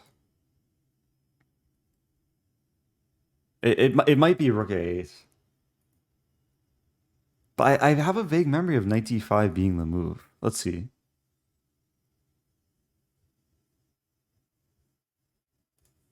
Let's see it. The position is equal. Very incredible idea. I mean, honestly, incredible idea. Very hard to find. You can pause and try. Here's the winning move. I like the idea of rook a8. Rook a8. Yeah. Wow. With the intention to go rook a5. That's so hard and rook to g5. find. And that cannot... Because in the heat of the game, you just assume that this would be too slow. Because white wants to like trade queens with queen g2, but rook a8 is not only an aggressive move, it's also a prophylactic move. So it slows down queen g2 because of rook a1 check. Not be stopped. White will have to sacrifice multiple pawns in order to stop that. Probably d5, probably something on f, I mean, rook a8, rook a5, rook g5. That is incredible. That was really hard, even for like GM to find. And Levy, even yeah, Levy from 10 years ago. It's a hard move to find. I mean, that is just in the middle of this position to do that. For example, if he plays queen g2, that gives away the back rank. So I play rook a1, and now he. So yeah, I mean, rook b1 only loses to knight b2, rook a, rook a5, rook g5. I didn't see that. I mean, I'm not gonna sit here and go, oh, I missed the win, right? So he plays rook b1. I come forward once again. He offers me a queen trade. Now, I play the move knight g5. My intention here was to meet queen takes queen with takes, and if he goes like, you know, king g2, for example, I have this shocking move, and then I'm taking his bishop or fork on the back rank. So I thought knight g5 was very clever. I also thought I'm attacking h3 with check. Now, here apparently Eric can freeze me in my tracks and equalize the position with the move king h1. Very sobering move. If I actually do pick up an extra pawn, he is actually just getting out. Like, even though he's a pawn down, I have no more queen, so I can't really hurt him anymore, and apparently I'm not that much better. He doesn't find king h1. He tries to solve his problems by force with the move h4. Okay, I remember like black is also winning around here. And the eval again completely plummets. Okay, so again, this is black to move and win.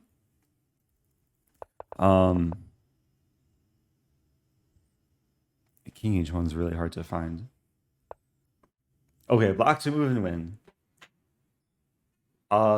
One request for people who watched the video, don't spoil it.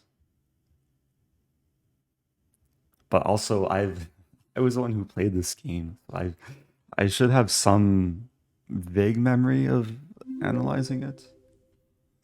Oh no, my Prime sub.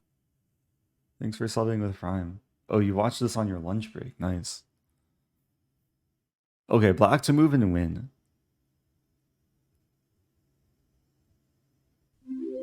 What's the move?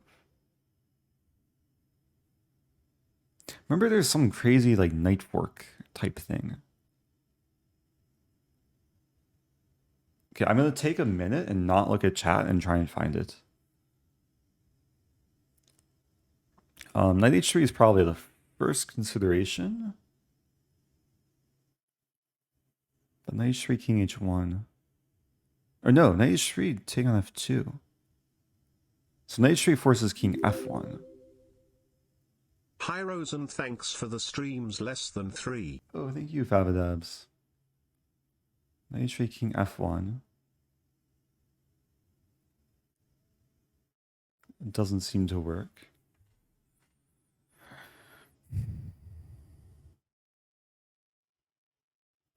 Ah, there's knight b2. Knight b2 forces rook b2.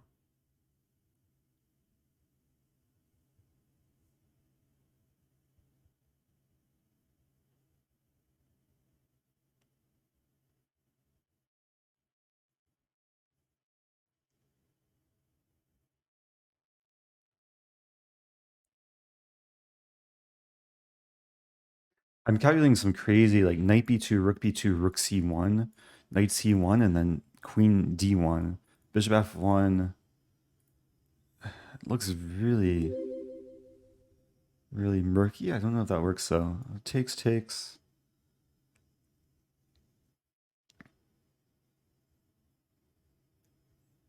Rook c1.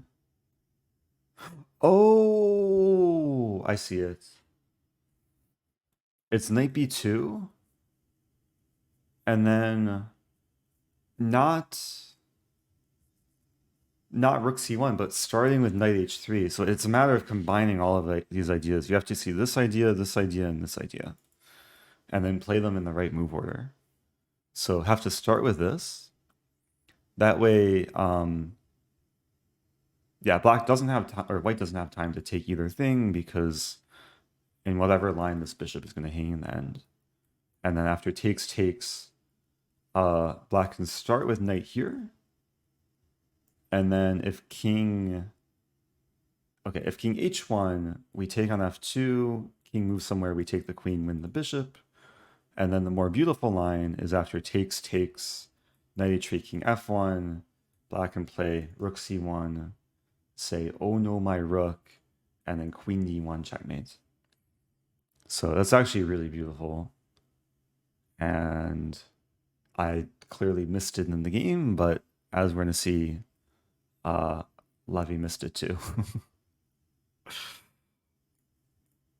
Because black is completely winning. You might say, how? I don't understand. How is black winning? If knight h3 check, white is actually winning. King f1. This is why move order is so important. My knight is trapped. My knight is literally just trapped on h3. I can't get out. So how am I winning? You can try to pause here and find it. I'm winning for a very, very beautiful reason. Oh, Emil the Great says, I feel so important because I gave the video idea to Levy last week in a resub message. Oh, that's awesome. Well, you're the reason why we're all here now. Appreciate your... What's the word? Why am I blanking on the word? Oh, I appreciate your contribution. Yeah, I can think of the word contribution. Reason. So remember how knight h3, king f1 is an idea, right? So knight h3, king h1 is not the idea because then I take on f2 with check and I win everything. It's king f1. I'm winning after h4 because now I take on b2. Yeah. You say, Levy, what? You just, but okay, and now what? This same idea? No, a different idea. Knight h3 check. What? I'm getting deja vu. I don't understand. Just king f1. Why is this minus 10? Because rook c1 check. Is he going to say, oh no, my rook? I did not see that.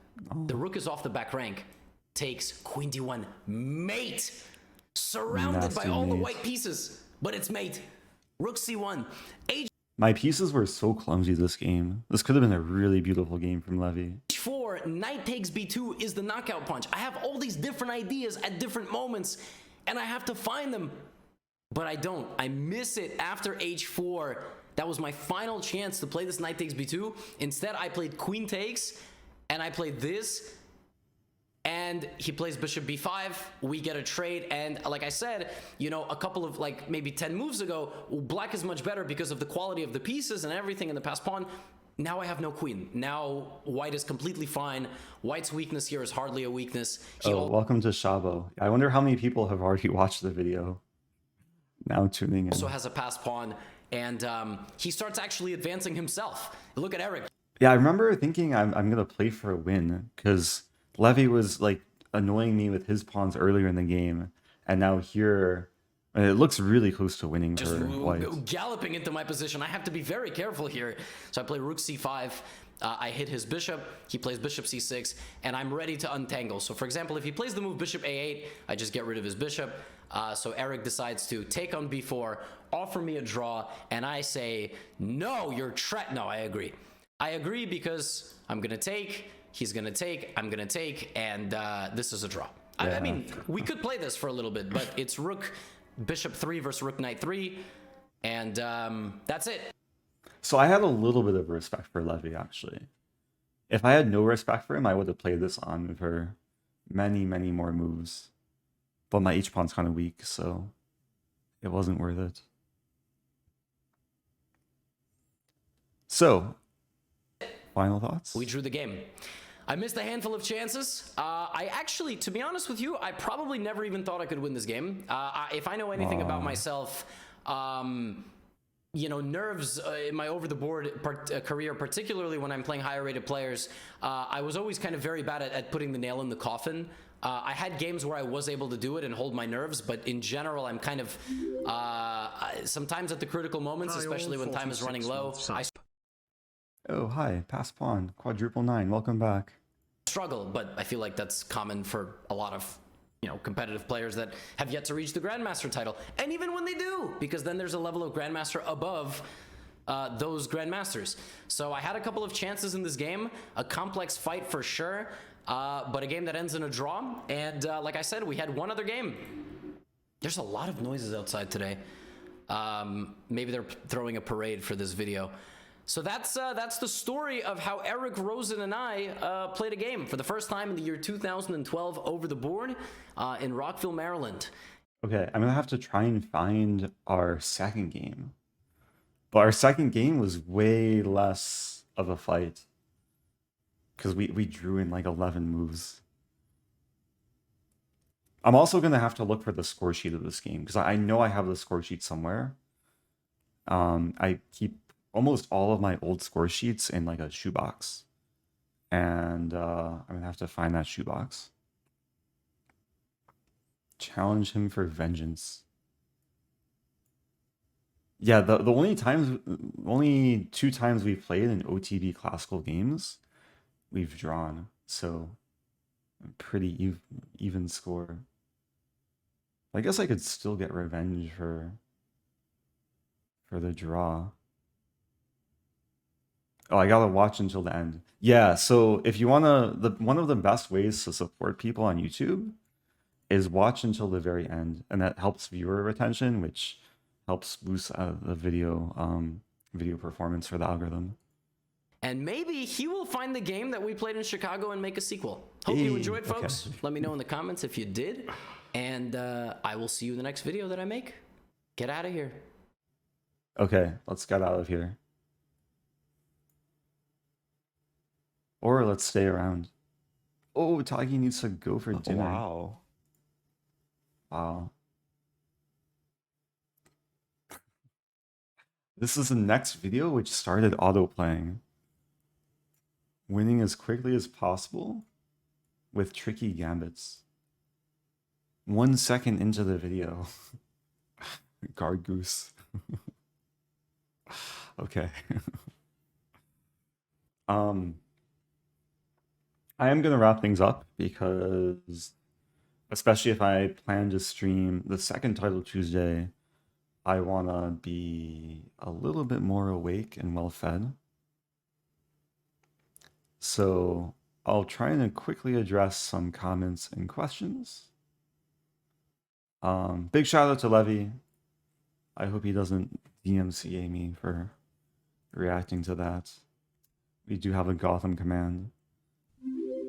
Thank you, Yash Navadi. Bye, Eric. Good night from India. Oh, goodbye. And good night. Thanks for subbing for 7 months. I'm not doing viewer challenges this stream, but I will do them in future streams.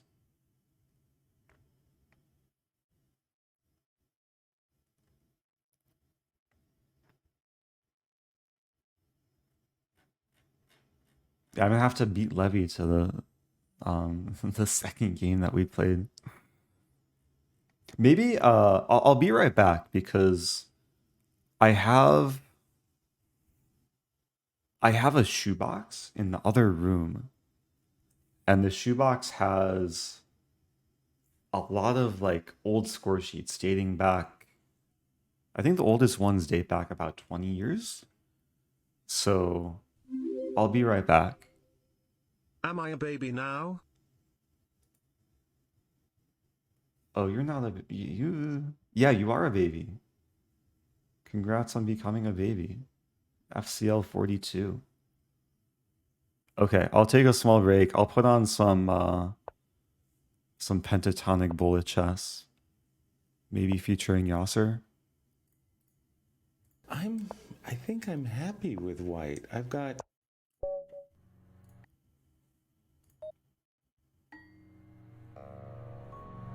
Okay, I'll be back momentarily.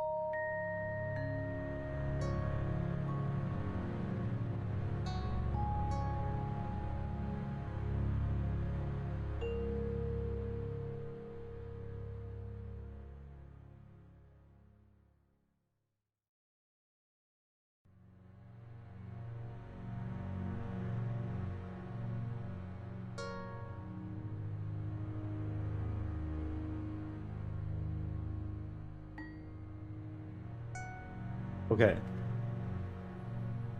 So, I am back. I have a shoebox. And inside the shoebox are piles upon piles of chess notation sheets. And I think somewhere in this shoebox is the original score sheet from that Levy game.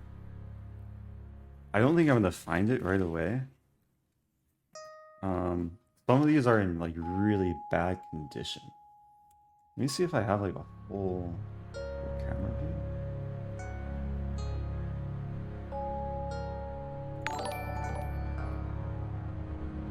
Hey Eric, best of luck with Title Tuesday later. Had a disastrous classical tournament over the weekend and only air content could keep me from taking a break from chess.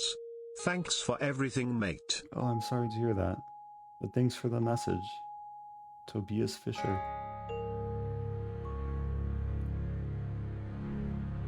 Yeah, it happens to everyone. Just have to reflect and yeah, what doesn't kill you makes you stronger.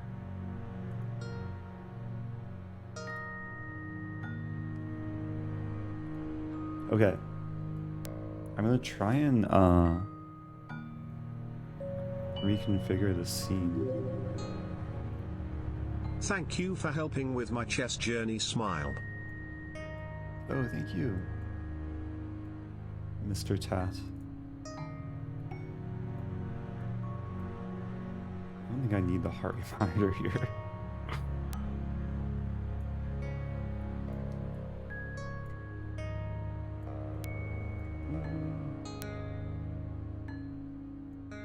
Okay. Whoa, it's something. It's keep mood. Says, just a quick question before you end. If someone that has never played chess would full-time chess, how quickly would they theoretically improve? There's a lot of factors, and it really depends on the individual. Also can depend on how young they are. Like if you're younger, below the age of, actually I don't want to give a specific age, but if you're in your like teens, then it's easier to improve if you're like 50. But it's still possible to make gains at whatever age. Especially if you're like playing and studying full time. Probably, imagine you could probably gain a few hundred points in the span of a few months. Eric, you're so big. Yeah, I've increased my size. So, yeah, like a score sheet like this, it's like coffee stained, but this was, not all of these are dated.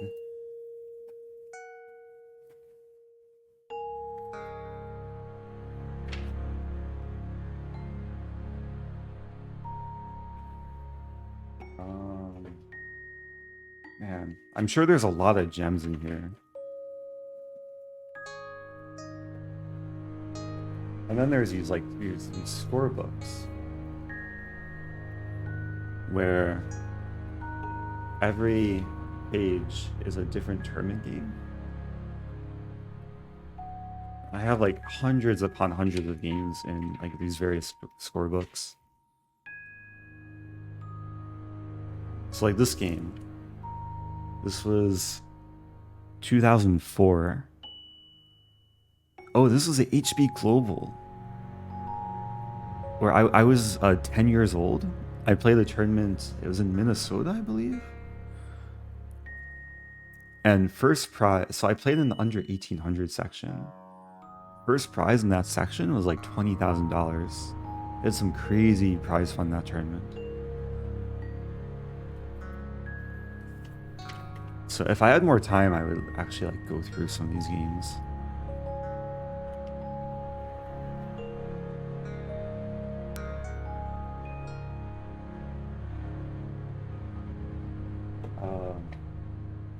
I'm probably gonna give up on my search for the Levy game momentarily.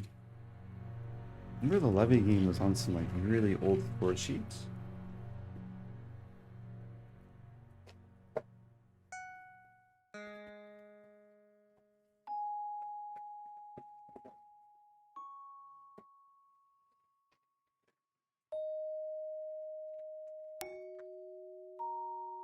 Oh, okay, here's a game. This is a game I played.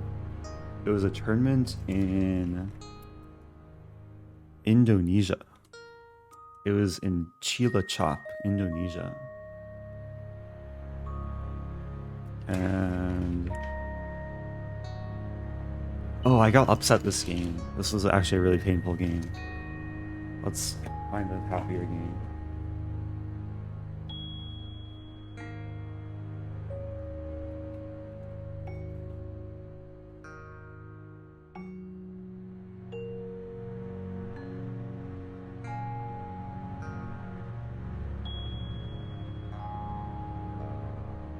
Okay. A lot of games. This is a game I played against Eugene Perelstein, Grandmaster. I think it was maybe was it the same tournament? It could have been the same tournament I played Levy, actually.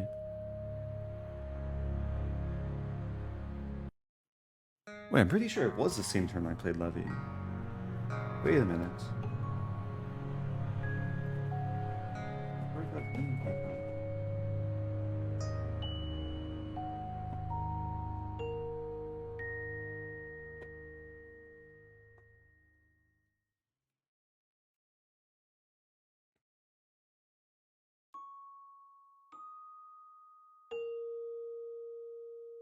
Okay, I found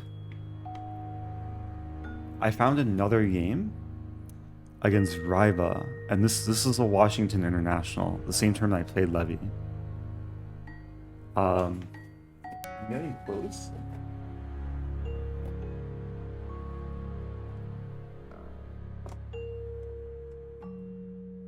But it's gonna take a while. Like there's so many papers here.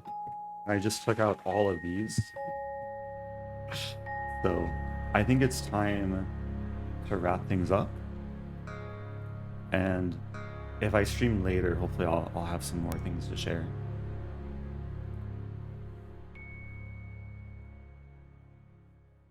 So, this is weird having a full camera view. I know Pentatonic's still on too. But let's send a raid. Let's send a raid to someone who I don't see online too often. But a strong Grandmaster.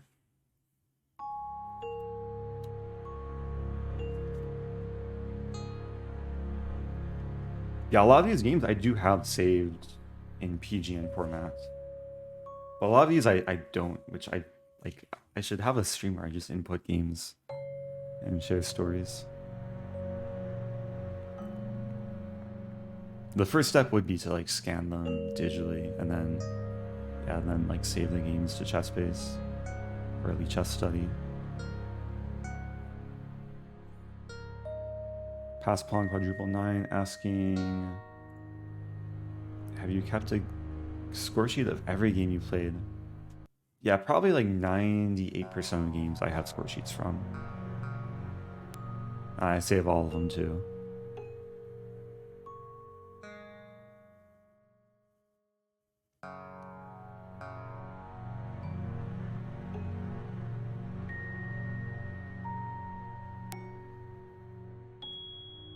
Okay,